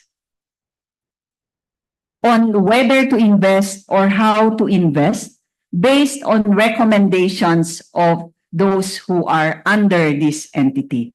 I'm asking this question, Mr. Speaker, because at the national level, there is actually a law. It's a very old law, Mr. Speaker, where the Congress, both houses, have passed a law authorizing the President of the Philippines, who is the head of the executive branch, but authorizing him to invest, to issue T-bills and government bonds, but based on recommendations made by his economic team, headed by the Department of Finance, National Economic and Development Authority, the National Treasury Office, and other agencies that are who may be considered as part of the economic team of the President, including the Bangko Sentral ng Pilipinas or the Central Bank. Given this, Mr. Speaker, isn't it more appropriate then that we include a language in this provision where the authority is given to the Chief Minister, but his decision-making, his discretion is based on this group of entities, MFBM, Bureau of the Bangsamoro Treasury Office, the our counterpart, the DOF, and DBM is the MFBM already, the Department of Trade and Industry, and other. If there is a council of leaders or a national council or a regional council that may discuss this, probably later if we draft a law that would outline the guidelines when it comes to investments, some kind of an investment code, Mr. Speaker. In the future, if we are not yet deemed resigned and still here, maybe we could pass that law. But is this something that is possible in the minds of the proponents, Mr. Speaker? Mr. Speaker, we understand the concerns of all the members of the Parliament. I think we are one in our concern that we will be able to utilize and manage the Bangsamoro funds responsibly. And so if there are ideas to be able to improve on that, on this particular provision, we can discuss that at the appropriate time. But as of now, as it stands, the current provision authorizes the banks to, as the authorized office to invest the idle funds. But we are open to proposals at the proper time, Mr. Speaker. Thank you, Mr. Speaker. And to the proponent, just one question, Mr. Speaker. I've learned that the live coverage has been cut. May we know, Mr. Speaker? It's already on? Okay, thank you. Because this is a very robust discussion which the people in the Bangsamoro would be able to learn, Mr. Speaker. Thank you to the proponent for answering the questions. Assalamualaikum warahmatullahi wabarakatuh. We thank the Deputy Speaker, Mr. Speaker, for that, and we welcome all the inputs. May report na ng Pintang Manis Minang Hotel. Yung dinner time daw until 9 p.m. Okay. Kung ayaw natin mag-dinner, we can move on. So what's the pleasure? Yes, Mr. Speaker, if we could allow the last two interpollators, Mr. Speaker, and then we can go on dinner break, Mr. Speaker. Actually, dia just can, kung walang kwan, dia just can go back, mag-dinner, then dia just, yung mag-interpolate dito. Yes, so Mr. Speaker. That is an option for the members of the Parliament. Thank you, Mr. Yes. Speaker. Thank Yes, you. Mr. Speaker, so just an announcement, we only have two more interpollators in the list. Meron pa. Okay. Oh, yes. Okay, thank you. Yes, two more, Mr. Speaker. And now we move to recognize MP Al-Thani, and then after that, MP Don Loong, and then we terminate the period of interpolation. MP Al-Thani is recognized. Then after MP Al-Thani is the last interpolator is MP Don Loong. You are recognized, sir. Assalamualaikum warahmatullahi wabarakatuh. Thank you very much, Mr. Presiding Officer. The discussion between the two lady members of Parliament is very enlightening. I was listening thoroughly, considering the fact that I used to be with the Al-Thani Islamic Investment Bank of the Philippines. Now, the And two ladies- SPD also, you're with the SPD before. Yes, yes. The discussion between two lady members of parliament is very, very, very enlightening. They were talking about the idle funds of the BARM being deposited with the Bureau of Treasury. It appears that they were asking, some of the members of the parliament were asking, who gave that authority for depositing the idle funds of the BARM to the Bureau of Treasury. Now, this representation is very much concerned, considering the fact that if we talk of banks in the country, there are three state banks: the Development Bank of the Philippines, the Land Bank, and the Al-Thani Islamic Investment Bank of the Philippines. This representation would like to convince the two very bright ladies to convince our government, parliament, to take Amana Bank as its state bank. Amana Bank was precisely created by then President Marcos and then Cory Aquino and then the other government president to strengthen Amana Bank. But I was really surprised, Mr. Presiding Officer, why up to now we are not getting Amana Bank when Amana Bank is supposed to be the state bank of the BARM. It will be noted from the discussion of the two ladies that the idle funds of the BARM being deposited with the Bureau of Treasury is earning an income for the BARM. Now, I learned this when I was with Amana Bank. They call this overnight deposit.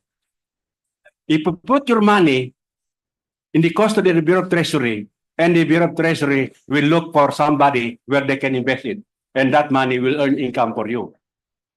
Being the owner of the bank, being the owner of the money, which you have entrusted to the Bureau of Treasury. But why we can even earn more than what we are earning in the Bureau of Treasury if we are going to get Amana Bank, and for Amana Bank to take charge of our money? And I made this proposal, Mr. Speaker, and I hope that the two very bright lady member of parliament can share the idea that for us now to take Amana Bank from the DBP.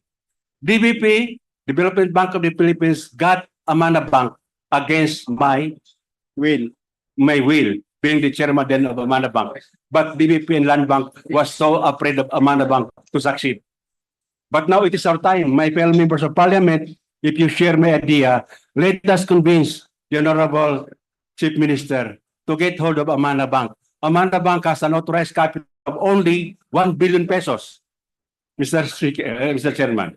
1 billion pesos with a paid up of only about 700 million. So meron pa almost 300 million pesos. And according to the Islamic Development Bank in Saudi Arabia, which I visited, they asked me how much 1 billion pesos in dollar. And when we computed it, it's only, excuse me, it's only 26 million dollar. Very small according to them. But if the BARM can get hold of Amana Bank, I'm so sure, Mr. Presiding Officer, that we can make Amana Bank the most promising bank in Asia and in the world. Thank you very much. Doing fully well its kind of operation. So with this observation, Mr. Thank you. The final interpolator, Mr. Speaker, and I so moved. Yes. I move to recognize MP Don Loong. The last interpreter, the last word, MP Don Long from the province of Sulu. Thank you, Mr. Speaker.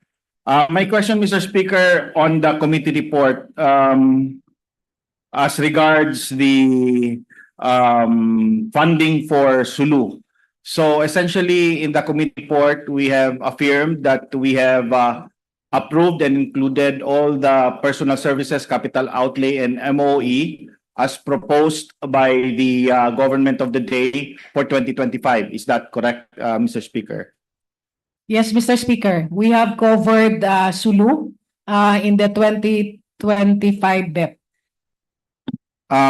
Is there any special provision that is necessary to be included to ensure that in the implementation and disbursement of this PS, MOE, and capital outlay, that the COA and other government institutions and instrumentalities will not have any questions as regards disbursement. Well, if you recall, Mr. Speaker, during the course of our budget deliberation, we were still waiting for the decision of the Supreme Court with regards to the motion for reconsideration that were filed. Now, while pending the motion for reconsideration, there was already a standing agreement at the IGRB level that the funds for Sulu will continue to be allocated from the BARM until the decision becomes final and executory. Now, while we are in that process, the Supreme Court decision was promulgated last November 26. And the decision itself specifically provides that it is already final and immediately executory. But there is also a provision there is also a discussion under the Supreme Court decision which states that even if the decision has already become final and executory, based on the doctrine of operative fact, any allocations, programs, projects, or activities that are already running and were already approved by the Parliament will continue. And then with the proviso that it should prospective. So our problem is more on the prospective. Can we pass the appropriation, can we appropriate new funds for Sulu, given that we already have noticed that the decision has already become final and executory. So based on that, the Supreme Court also provided the answer there that necessarily there has to be appropriate, there should be appropriate mechanism that will be put in place to be able to prevent disruption of public services. And so that means that we cannot just drop Sulu right away. We should follow a certain process of transition. And so to be able to protect ourselves from being charged that we are not following the Supreme Court decision, this particular provision is proposed by way of amendment under the general provision, and it reads, the programs, activities, and projects intended for the province of Sulu, funded under the budgets of the different ministries, offices, and agencies under this law, shall continue to be implemented by them, as contemplated in the November 26, 2024 Supreme Court resolution on the motions for reconsideration in the case of Province of Sulu et al. Versus Executive Secretary Medialdia, JR number 242255, where it says that appropriate mechanisms must be applied to validate, adopt, or conclude these projects and programs in a way that minimizes potential disruption to the public interest, maintains stability, and protects the welfare of the people of Sulu.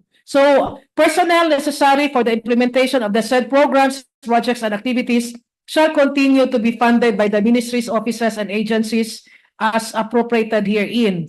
Meantime, the ministries, offices, and agencies, their counterparts in the national government and the provincial and municipal local governments of Sulu shall design a transition plan towards implementing the Supreme Court decision and subject to the agreements made in the Intergovernmental Relations Body or IGRB. So tomorrow there is a scheduled IGRB meeting and we hope that this will be further clarified. But as it is now, under our BEP, we have the foresight and we have the responsibility to prevent any potential disruption of public service, and we owe that to the people of Sulu as being a part and parcel of the Bangsamoro nation. Thank you, Madam Chair. On the screen, it says personnel necessary for the implementation of the said programs, projects, and activities shall continue to be funded. Does it mean, are we referring only to the personnel, or can we mention that personal services, MOE, and capital outlay necessary for the implementation of the Mr. Speaker, the first paragraph talks about programs, activities, and projects. So can you please, the first sentence, Secretariat, can we show? So the first paragraph talks about programs, activities, and projects. So the second paragraph is with respect to personnel. So that means that we are not only limited to personnel, but we will include already lined up programs and activities and projects that are already intended for the province of Sulu. Madam Chair, the above paragraph is on a quote-unquote statement taken from the Supreme Court decision. Is that it? Where was it quoted from? This is we lifted this directly from the Supreme Court decision. Okay, so that being the case, that is a quote-unquote provision, and therefore we need a statement if ever we're going to have a provision that clearly states that we are approving the PS, MOE, and capital outlay. Because the above statement is a quote, meaning we just got it from the data from the Supreme Court. Yes, if you look at the budget from the different ministries, agencies, and offices, there is really regular programming there. We did not have any, we did not drop any project yet. So parang regular programming pa rin at this point. Yes, Madam Chair. So my proposal, is this in the special provision? This will be a general provision. Yes. So perhaps it will not hurt, Madam Chair, Mr. Speaker, if we can explicitly place in the general provision that PS, MOE, and capital outlay for the implementation of the said programs shall continue to be funded. Because this is very important when we go to the implementing agencies in the offices, the auditor, the disbursing officer will have to refer to a general provision in the GAA that clearly states this. Mr. Speaker. Let me just clarify that the first sentence. Yes, yung the programs, projects, and activities is actually a language from the committee, and what we have lifted is the second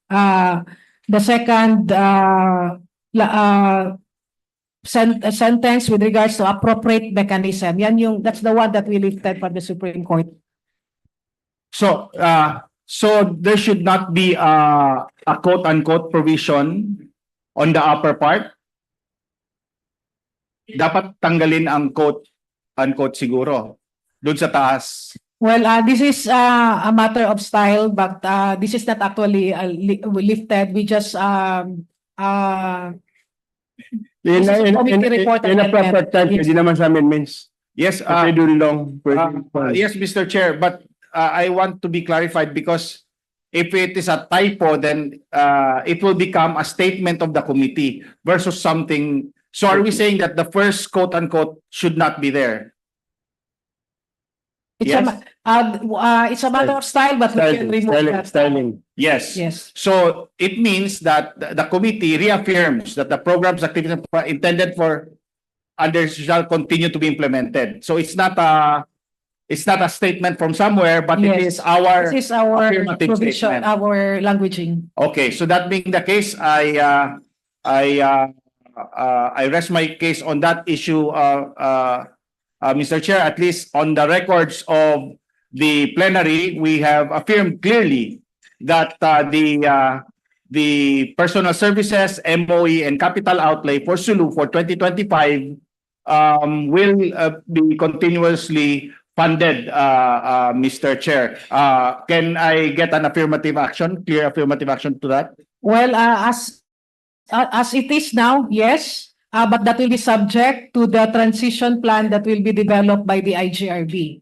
But what we are saying is that we have this ready. Our funds are ready, but since there will be discussion about this at the level of the IGRB, so we will of course comply with their final transition plan. But as far as we're concerned, we have these funds ready so that there will be no disruption and there will be no vacuum in public service in Sulu. Thank you, Madam, Mr. Speaker. My next point, Mr. Speaker, is about investments of idle funds. We, as a government body, we want to optimize the implementation of programs so that it can reach our communities. And while we want to also maximize the idle funds that are sitting in the treasury. But as a matter of policy, Mr. Speaker, how and when do we know that this amount of fund is idle? And number two, what if this idle funds is already needed in order to expedite implementations of programs? How do we balance the need to optimize disbursements of our funds versus wanting to generate income through the investment of idle funds? Mr. Speaker, this is actually based on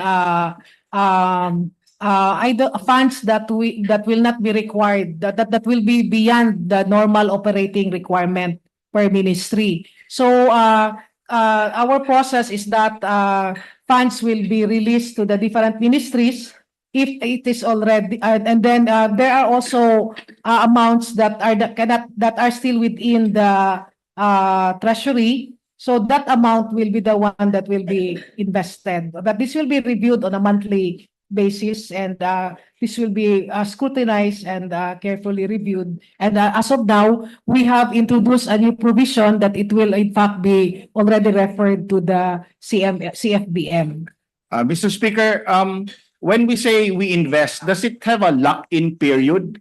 Because I think if the lock-in period is more than a year, it might prejudice the ability of the ministries to access the needed cash.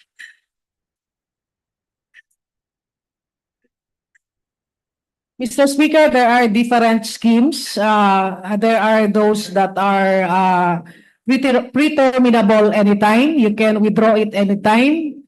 There are also those that are like 90 days or 120 days. So it depends on the specific scheme. But this is mainly government-to-government transaction from the BPO to the Bureau of Treasury. Well, I just hope, Mr. Speaker, that we exercise clear due diligence, because as a matter of government, what is our interest is to ensure that funding appropriated that should reach our people and communities should really be optimized, that it reaches them. Because we might be misled into prioritizing saving or prejudicing the ministries when they already need these funds. With that, I end my interpellation and I fully support the budget, Mr. Speaker. Thank you very much, Simply Dunlong. Thank you, Mr. Speaker. I therefore move to terminate the period of interpellation and debate. There's a motion to terminate the period of interpellation and debate. Duly seconded. There being no objection, the same is hereby approved. Mr. Speaker, I move to suspend for dinner, Mr. Speaker. For a many minutes, Lord Leader. 20 minutes, Mr. Speaker. 20 minutes, suspension for dinner break Yes, Mr. Speaker, and it will also give us time for members of the parliament to to have submit amendments. to submit the amendments. Yes, Mr. Speaker. So 20 minutes break, dinner break.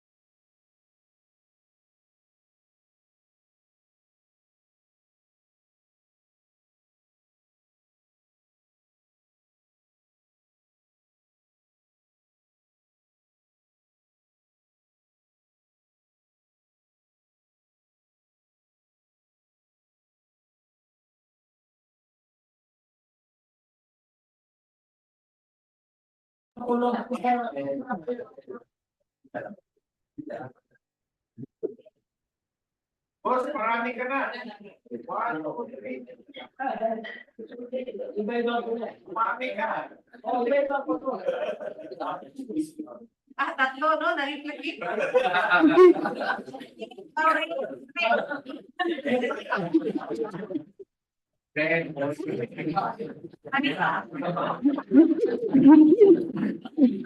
Iba-ibang kulay na.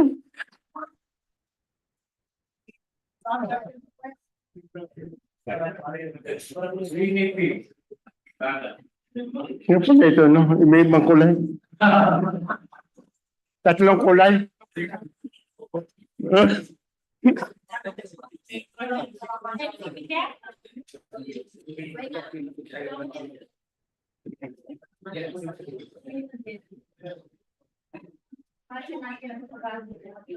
Okay. Lola, you finished with the languaging?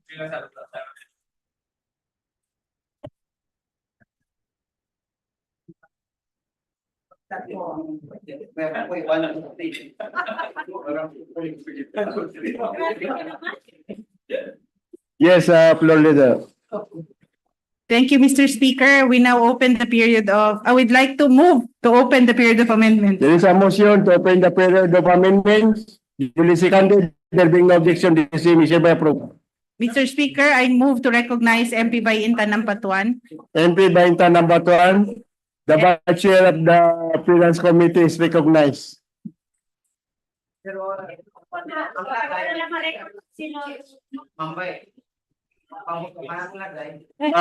Ma'am MP Ampatuan, you are recognized, madam.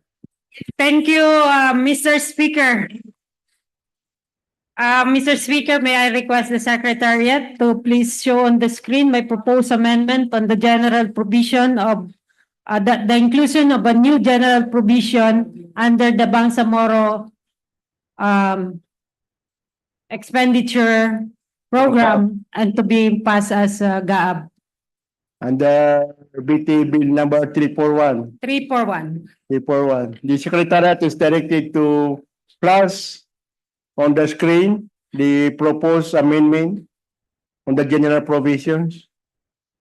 So, matandaan niyo, Mr. Speaker, ang interpolation kanina, sinami ko yung Islamic financing. So, para hindi magkagulo, I'll take it out.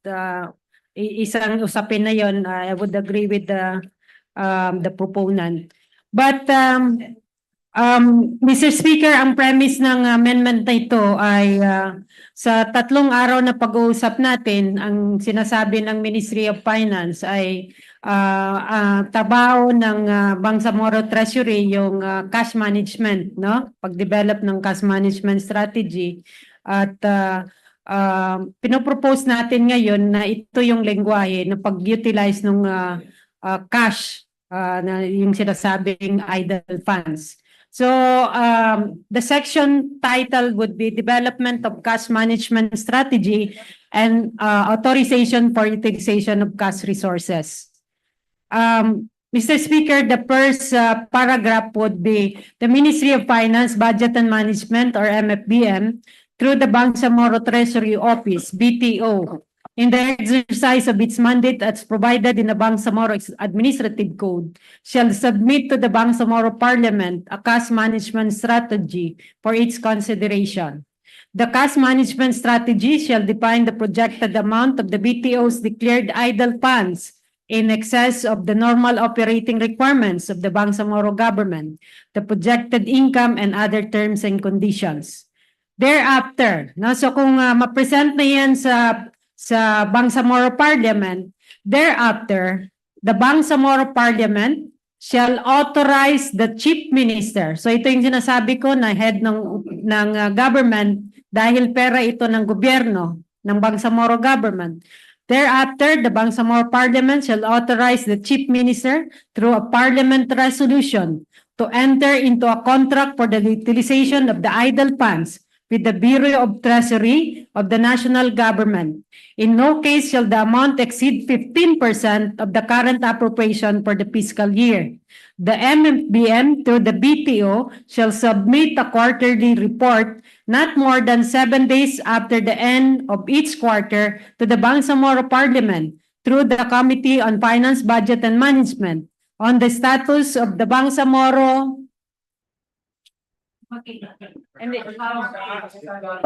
Government investment with the BTA. hindi lang napalitan yung word na investment. We don't want to use the word investment, no? Cash management with the BOT. Hindi po yung investment of cash management. The reason we don't want to use the word investment because it will become a rider to this BEP, no, Mr. Speaker. At hindi natin gusto na magkaroon ng rider provision yung ating sinusulong na batas ngayon, Mr. Speaker. Kasi kung totoong investment talaga, isang batas na yan, Mr. Speaker. Thank you. Pwede ko palitan yung word na investment, cash management. Yung last paragraph. Yeah. Last paragraph. The chair of the Committee on Finance. Yes. What is your I-present lang niya yung kanya kasi isang provision lang para Pag-accept or hindi pa-accept. Sabay natin. Kasi ang aking paputuhan. Yes. Mr. Speaker, in the interest of time and also to expedite resolution of this concern, may we recognize MP Jet Lim to also present his proposal in relation to the question provision. MP Jet Lim is recognized. Thank you, Mr. Speaker. Floor Leader, ma'am, may I request the Secretariat to flash on the screen? Ay, hindi ho yan.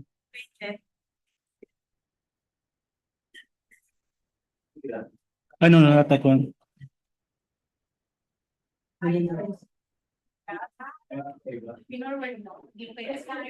Ano not that one? Oh.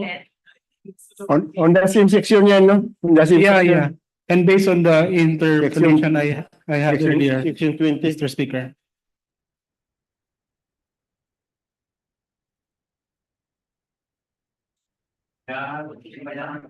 Pagod ako. Para paka-uwi na.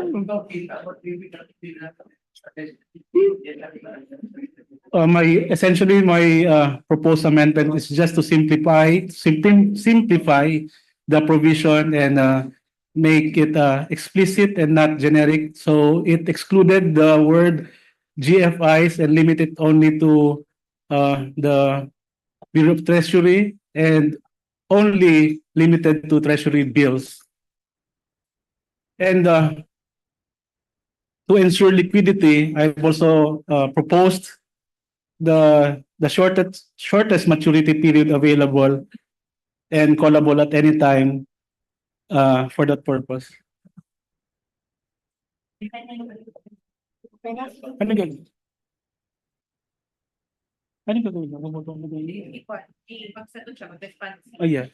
So, Mr. Speaker, we partially accept and we have a counter proposal. So, this covers both, the counter proposal covers both the proposed amendment of MP by Intan and MP Jet Lim. So, can you show? So, we adopted the proposal of MP Jet Lim with respect to limited to the treasury bills, and then we also adopted the recommendation to authorize specifically the chief minister. So this is no longer the Bangsamoro Treasury Office. And then we adopted also the second paragraph as proposed by MP by Intan. So that is our counter proposal, Mr. Speaker.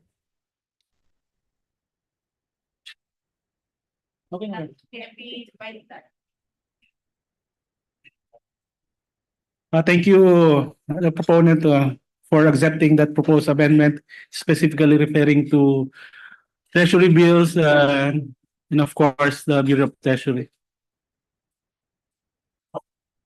But how about the period of, short, that one only? Partially Thank you, Mr. accepted Speaker, with for the respect to opportunity. that. Thank you. Wala nang maturity. Speaker. Wala nang maturity.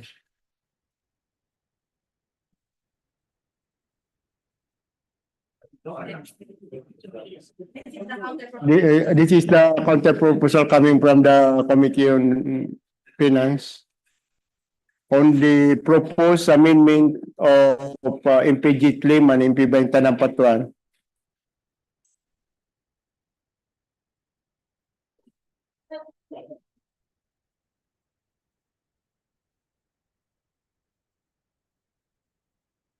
Thank you, Mr. Speaker, and thank you for accommodating some of our proposed amendments. But may we seek the opinion of the proponent, especially the lawyers, with regards to the notion of having this word investment as a rider to this proposed law.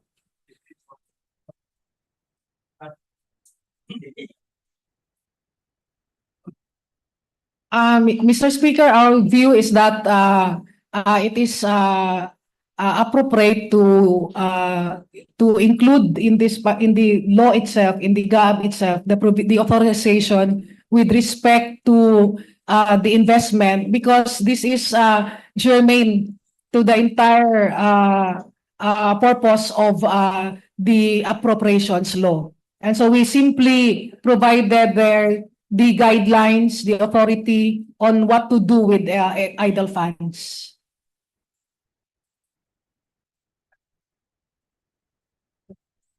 Yeah. Mag-interject ka na lang muna. Sige, kasi inaral ko pa yung pagka-wording nila. Mr. Speaker, may we recognize Deputy Speaker Tan? Deputy Speaker Nabeltan is recognized. Salamat po, boss. I have problem, Mr. Speaker. What's your problem? Ang problema ko po, ang kailangan nito separate law. Kasi to me, this is a rider. The legal provision cited ng ating mga proponent, it cannot serve as basis for investment. Kasi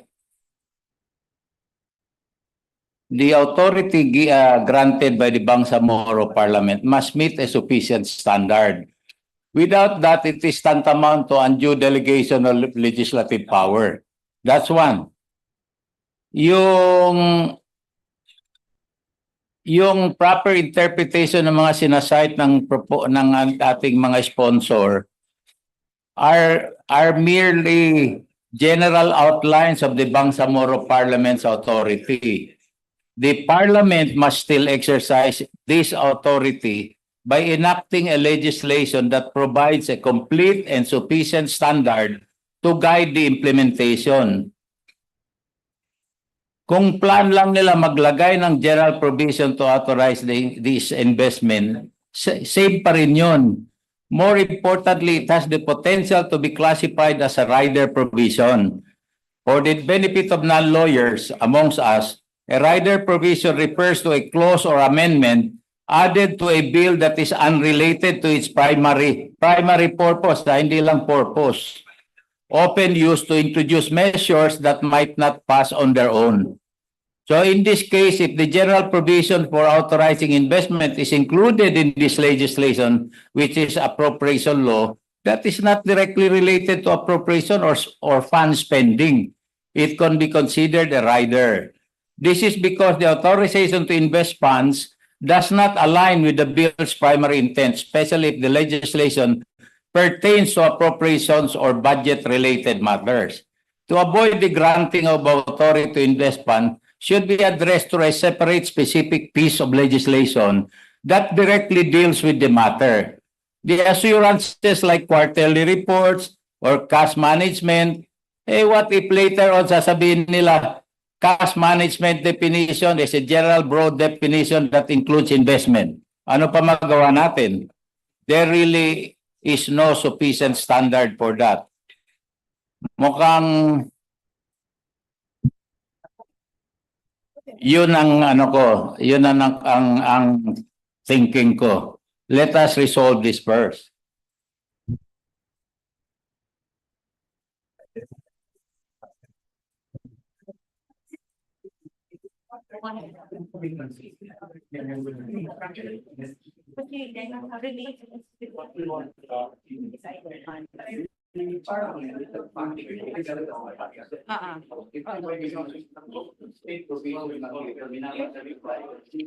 Sige, sasalita na ako? Yes.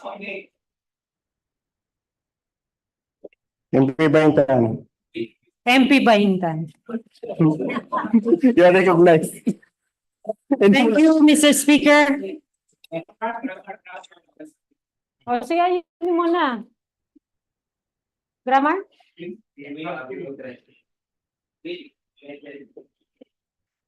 Ano? With Bureau of Treasury? Mr. Speaker, para sa katahimik nating lahat, dahil yung iningi naman natin ay yung Chief Minister ang ulo at siya yung mag-engage into this process, no? Pangalawa, nandyan na yung Parliament na iningi natin. Pangatlo, saan yung limiting factor niya? Yung treasury bills na lang. Wala nang ibang ano. Treasury bills na lang. So, pero yung amount, na yung 15%, yung cap niya, nasaan yun? Subject to cash requirement. Ha? Sa bagay, idadaan naman sa Parliament, i-approve natin. Sa Parliament. Kasi nagkakaintindihan tayong lahat. Di ba? Sige. Magkaintindihan kayo. Ang sa akin naman, for as long as it will not be considered as a rider. Dahil mga abogado yung kinonsult ko, ilang abogado yung nakatayo doon, no? Ito, sabi ni floor leader, hindi siya rider.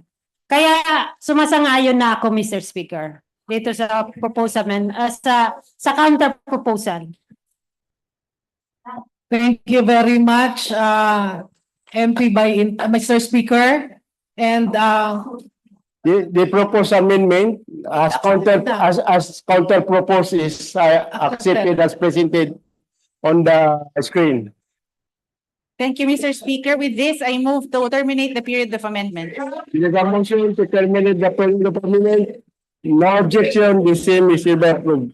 Mr. Speaker, I move that we vote, that we approve second reading BTA Bill number 341 as amended, Mr. Speaker. There is a motion. Voce voting. There is a motion to approve BTA Bill number 341 on second reading by Viva Bosi voting. Duly seconded, there being no objection, the same is hereby approved.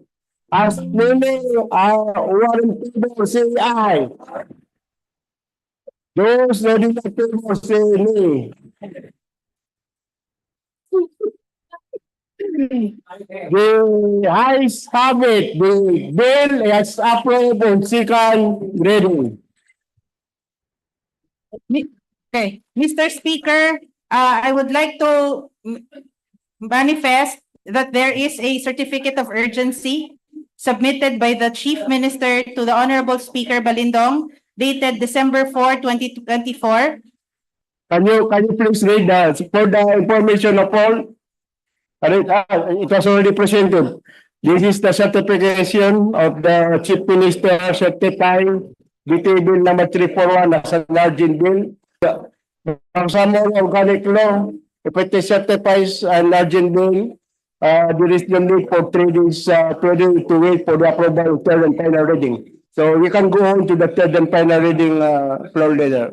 Yes, Mr. Speaker, if there are no objections, Mr. Speaker, as presented earlier, the amendment will be reflected in the final copy, Mr. Speaker. Can we now move to vote on third and final reading, BTA Bill number 341? By nominal voting. By nominal vote. There is a motion to approve BTA Bill number 341 on third and final reading by nominal voting.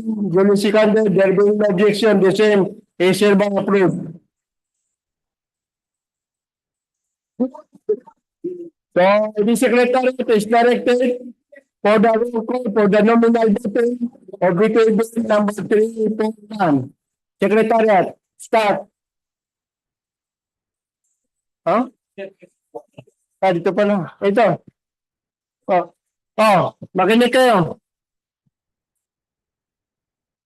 Nominal voting on BTA Parliament Bill number 341 on third and final reading. Honorable members of the Parliament, Abbas Ahmad, Abbas Haron, Abbas Basit, Abu Mujib, Alami Alaisa, Alauddin Musbir, Ali Ibrahim, Ali Lanan Junior, Ali Ibi,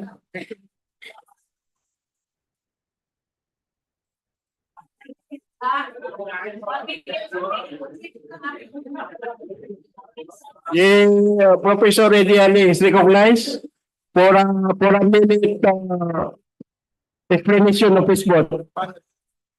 Hello, Michael. Oh, time lang, 1 minute. Bismillah. Alhamdulillah, wassalatu wassalamu ala rasulillah wa ala alihi wa sahbihi ajma'in, amma ba'd. My courtesy and respect to our Honorable Chief Minister Ahod Balawag Ibrahim, beloved Speaker, Attorney Pangalian, Makauraw, Balindong, esteemed colleagues of the Bangsamoro Parliament, ladies and gentlemen, Assalamualaikum warahmatullahi ta'ala wa barakatuhu. As a representative of the Bangsamoro people and chairperson of the Committee on Basic, Higher and Technical Education, today I cast my yes vote for the proposed 2025 Bangsamoro Expenditure Program of 94,411,666,856 pesos and 24 centavos. The proposed 225 expenditure program underscores our collective commitment to advancing the welfare of all region by prioritizing education, infrastructure, healthcare, social welfare, and agriculture, fisheries, and agrarian reform, critical pillars in our journey towards a more progressive and resilient Bangsamoro. The allocation is a reflection of our government's determination to address the immediate needs of our constituents while ensuring the continuity of ongoing programs, projects, activities, and services, particularly in the province of Sulu, which remain at the heart of our development agenda. In my capacity as chairperson of the Committee on Basic, Higher and Technical Education, I particularly commend the Bangsamoro government and my colleagues in the Bangsamoro Parliament for giving the highest allocation of 32,140,385,397 pesos to the Ministry of Basic, Higher and Technical Education to ensure that no Bangsamoro child is left behind, and emphasize the importance of education for a better future of the Bangsamoro people. Education provides every Bangsamoro child the tools and opportunities to excel in life. While it is not always, but it is almost always, that education is a vital component of one's success in life. In Islam, education is the cornerstone of our faith, illuminating the path of a stronger ummah, of illuminating the path of a stronger ummah and a more fulfilling life. Access to quality education is a cornerstone of development empowerment. And this budget aligns with our shared goals of equipping future generations with the knowledge and skills they need to lead a fulfilling life. My affirmative vote is a testament to my unwavering commitment to our right to self-determination and to the undying aspiration of the Bangsamoro people.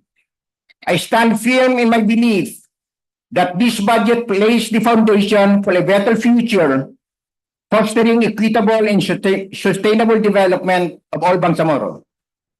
Together, let us continue to work for a Bangsamoro that is inclusive, prosperous, united, and resilient. Wabillahi taufiq wal hidayah. Patuan ba Intan?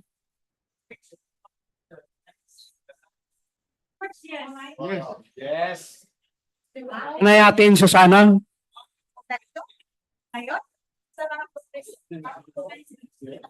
Magandang gabi po at paggalang sa ating Honorable Chief Minister, Ahod Balawag Ibrahim, ang ating Parliament Speaker, Attorney Pangalian Balindong, at mga kapwa ko members of Parliament. Ang boto ko po ay yes sa ika-6 na pagkakataon.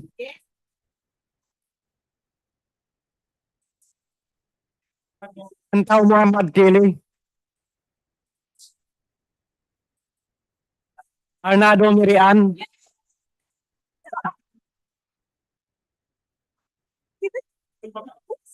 Asnawidan. Abaw Ali Muntaha.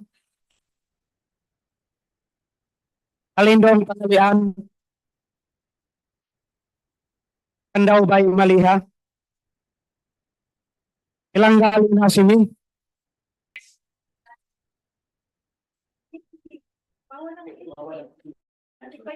Lumana Alba sa Ilihang. Ibrahim Ahod. Ismail Soharto. Yes. Este Matarol. Ayak Abdullah.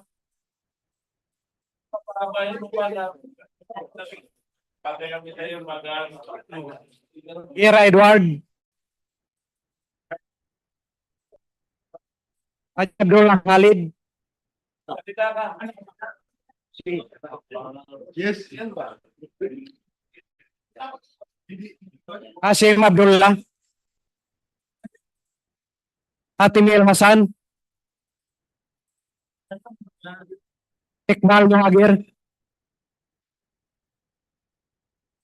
Ismail Rasul.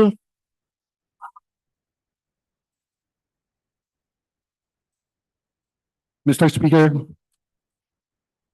my vote is yes with reservation, especially doon sa issue ng investment natin. Because ako naniniwala na dapat kung meron ng ganyang gawain ang ating bond government, it should have the consent ng ating parliament. No? Isipin mo, kung ganon yung kalaki, bakit ganon na ba tayo sa bang kaasenso? Ang dami-daming mga kababayan natin hanggang ngayon, hindi pa rin natin nabibigyan ng atensyon. So, lalong-lalo na po, ito ay panawagan ko din sa mga ministries na sobra below yung budget utilization rate nila, ang bababa. Sana magbago na kayo. Dahil unang-una, hindi tayo permanente dito. Transition lang tayo. Yun lang po at magandang gabi sa ating lahat. Jory Raisa. Dakilan Muslimin. Dikiri Al-Bakil. Kahalan din Martin, Aaron Faisal,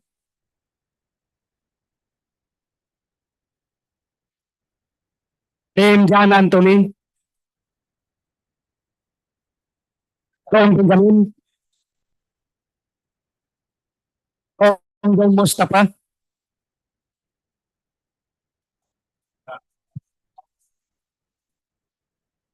Mr. Speaker, I'd like to utilize my few minutes to express my vote. I'd like to express my full support to this appropriations bill, which is an essential step in securing the resources needed for the continued development of the Bangsamoro region. And I'd like to also acknowledge and thank my colleagues for considering the operative fact doctrine that was stated by the Supreme Court, stating that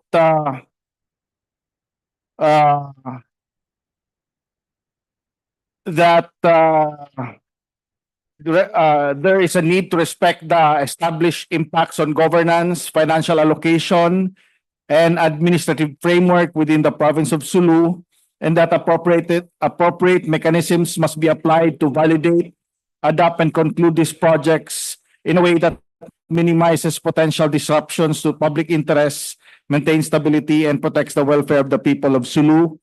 In that, during the interpellation, it was agreed that the personal services, MOE, and capital outlay for 2025 is here included in this proposed bill. With that, Mr. Speaker, I express my full support and say yes to this proposed bill. Thank you. Rina Hussein,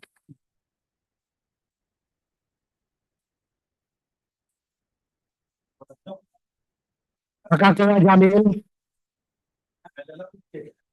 Kapar Abdullah, Kasalong Marjani, Gatanong Amrosi, Paglangit Tarhata, Malik Hamid, Mantam Astura Ishak, Atalam Jafar Apurikay. It's a jumbo yes, Mr. Speaker. Awali Lamil Bahar, Ngosa Trolling, Bang Michael, Bang Tawakal,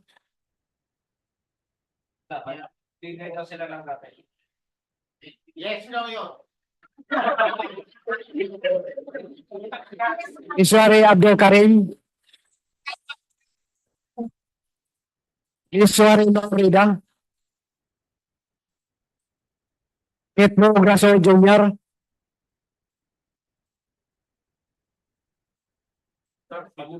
Susain,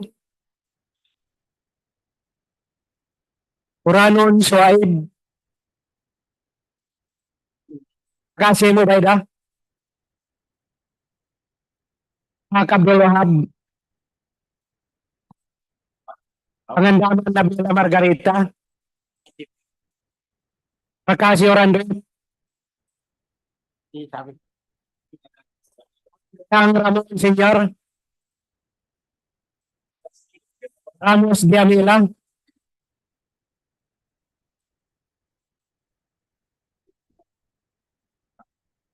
Kalindab Said, Salik Ali, Sangki Ali,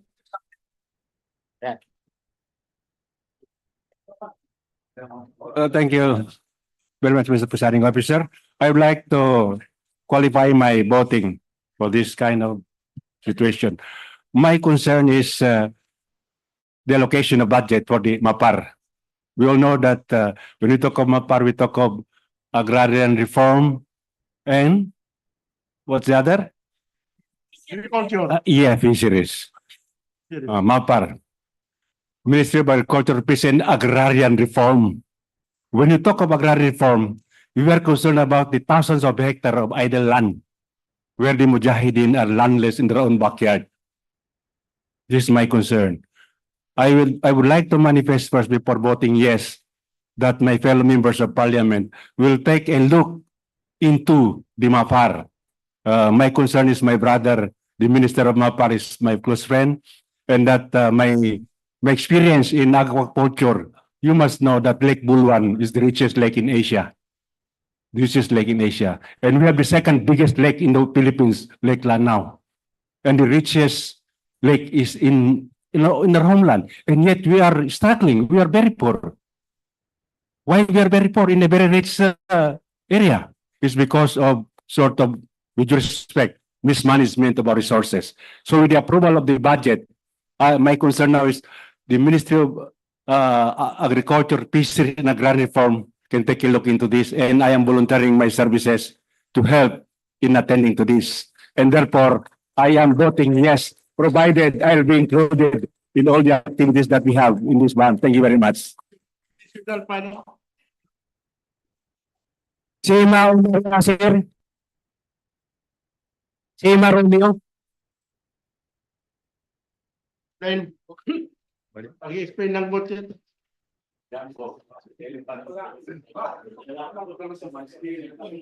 Mr. Speaker. Yes, you are recognized. Bismillahirrahmanirrahim. Assalamualaikum warahmatullahi ta'ala wabarakatuh. Mr. Speaker, my vote is a yes with the reservation that the proposed and projected programs and visions of the ministries, offices, and agencies be implemented faithfully and in accordance with our principle of moral governance. I vote yes with a strong caveat that the ministries, offices, and agencies projected and suggested programs and visions must be carried out as faithfully as possible. As leaders, we have committed to upholding the standards of moral governance, and we must make sure that these are implemented strictly. Today's vote is more than simply a formality. It is a declaration of intent and reaffirmations of our collective responsibility to serve the Bangsamoro in a fair, honest, and transparent manner. It is an exhortation to move past rhetoric and produce observable outcomes that represent the goals of our communities. Let us be reminded by this decision that we are the stewards of the trust that has been placed in us. In addition to promising advancement, the initiative we authorize must reflect the principles that bind us together as a nation, faith, solidarity, and unwavering praise for peace and prosperity. May Allah subhanahu wa ta'ala lead us in this undertaking and give us the discernment and fortitude to carry out our duties and integrity and determination. Wabillahi taufiq walhidayah. And again, my vote is yes, Mr. Speaker.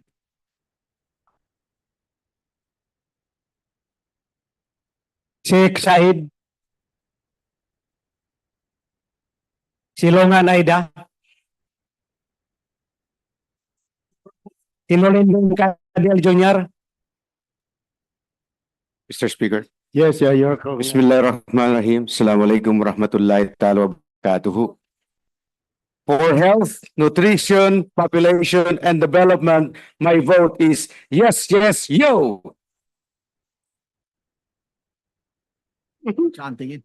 Sulaiman Ali.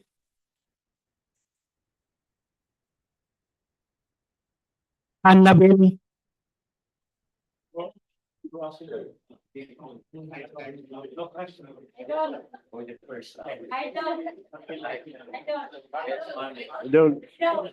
Idol.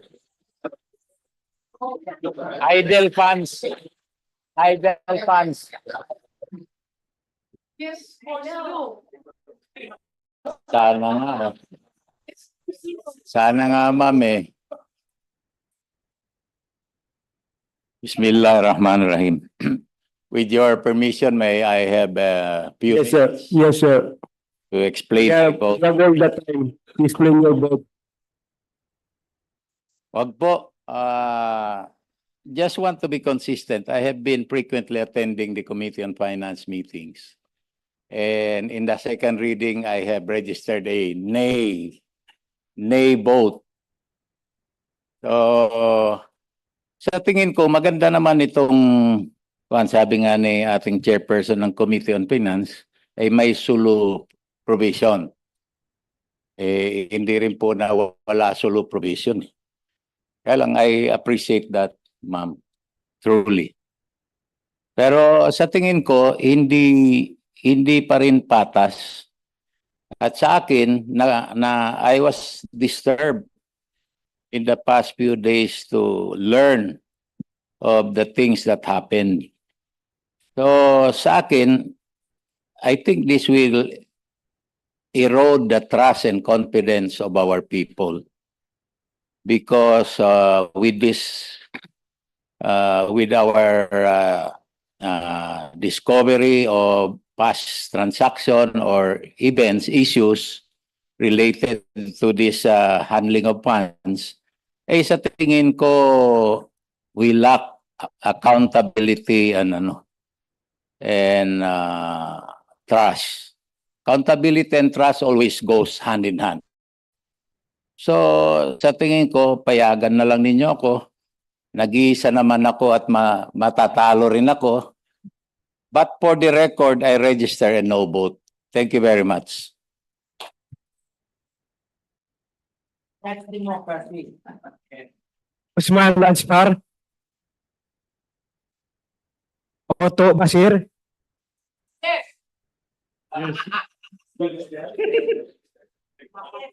Oyo City Fahani.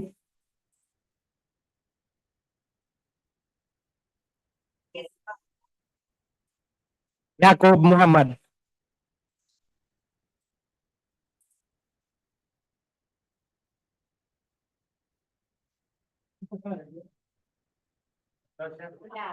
Ipon ang tawakal. Yes.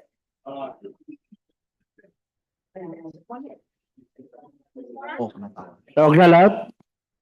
O, sekretary, anong resulta ng halalan? Mag-count kayo.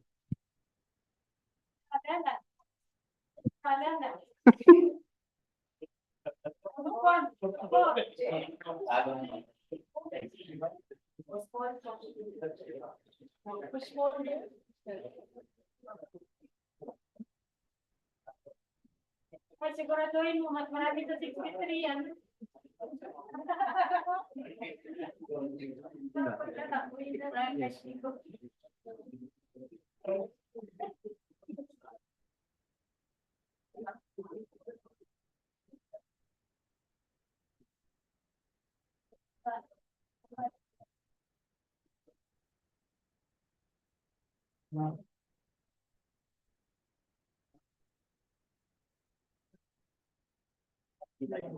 Ilan?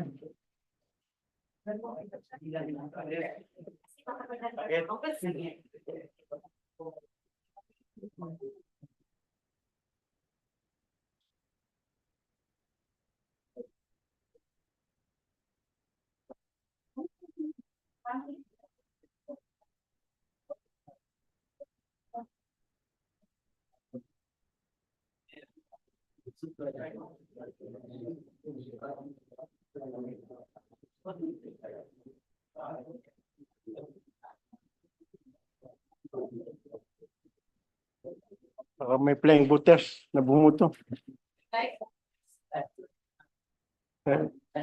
Sila mga kwenta ng butuan. Wala na ba bukas?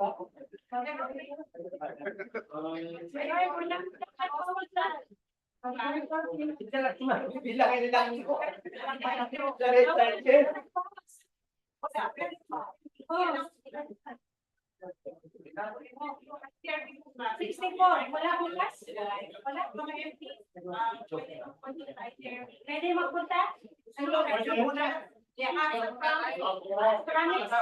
Ha? Yan na session mapito.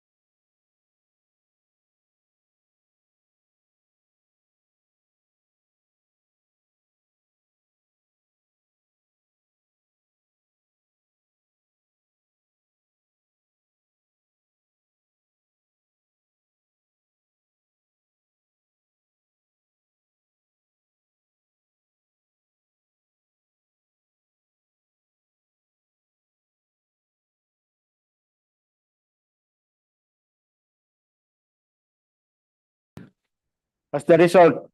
Assalamualaikum warahmatullah. Mr. Speaker, the result of the nominal voting on Parliament Bill number 341, entitled an act appropriating funds for the operations of the Bangsamoro government from January 1 to December 31, 2025, and for other purposes as follows: 55 yes votes, 1 no vote, 0 abstain vote. Mr. Speaker, the yes votes have it. Thank you, Mr. Speaker. With 51 yes vote, 55. 55 yes vote, 1 negative vote. By virtue of the power vested in me by the Speaker, I now declare BTA Bill number 341 approved on third and final reading. Yes, the diploma leader is recognized. Thank you, Mr. Speaker. Congratulations, BTA Parliament, for on another exciting but successful passage of the budget. Mr. Speaker, before we go on proceed to the photo opportunity, I would like to announce tomorrow 9 a.m. The Speaker is enjoining everyone to attend the signing of the two approved laws, yun pong IP at saka yung budget, tomorrow 9 a.m. here. Okay. The Chief Minister and the Speaker will be here to sign para ma-witness po natin na nagsasign po silang dalawa. And then, there's also a meeting, IGRB meeting in the afternoon tomorrow sa Manila Hotel ng 1:30 p.m. And MPs are also invited to attend. The national government is already aware of MPs who are going to be joining as observers. So, on account of the attendance ng mga MPs doon, there will be no session muna tomorrow. And then we will proceed with the session to tackle the remaining agenda in the special session OB on Thursday, inshallah. Thursday, that will be on December 12, Mr. Speaker. Okay. Any motion to? So again, Mr. Speaker, 9 a.m. tomorrow dito po to witness the signing of the two bills. And then tomorrow afternoon is the IGRB meeting. And then Thursday afternoon is the session. Resumption of the session. Mr. Speaker. A special session. Afternoon, Mr. Speaker. Mr. Speaker. Morning. Afternoon.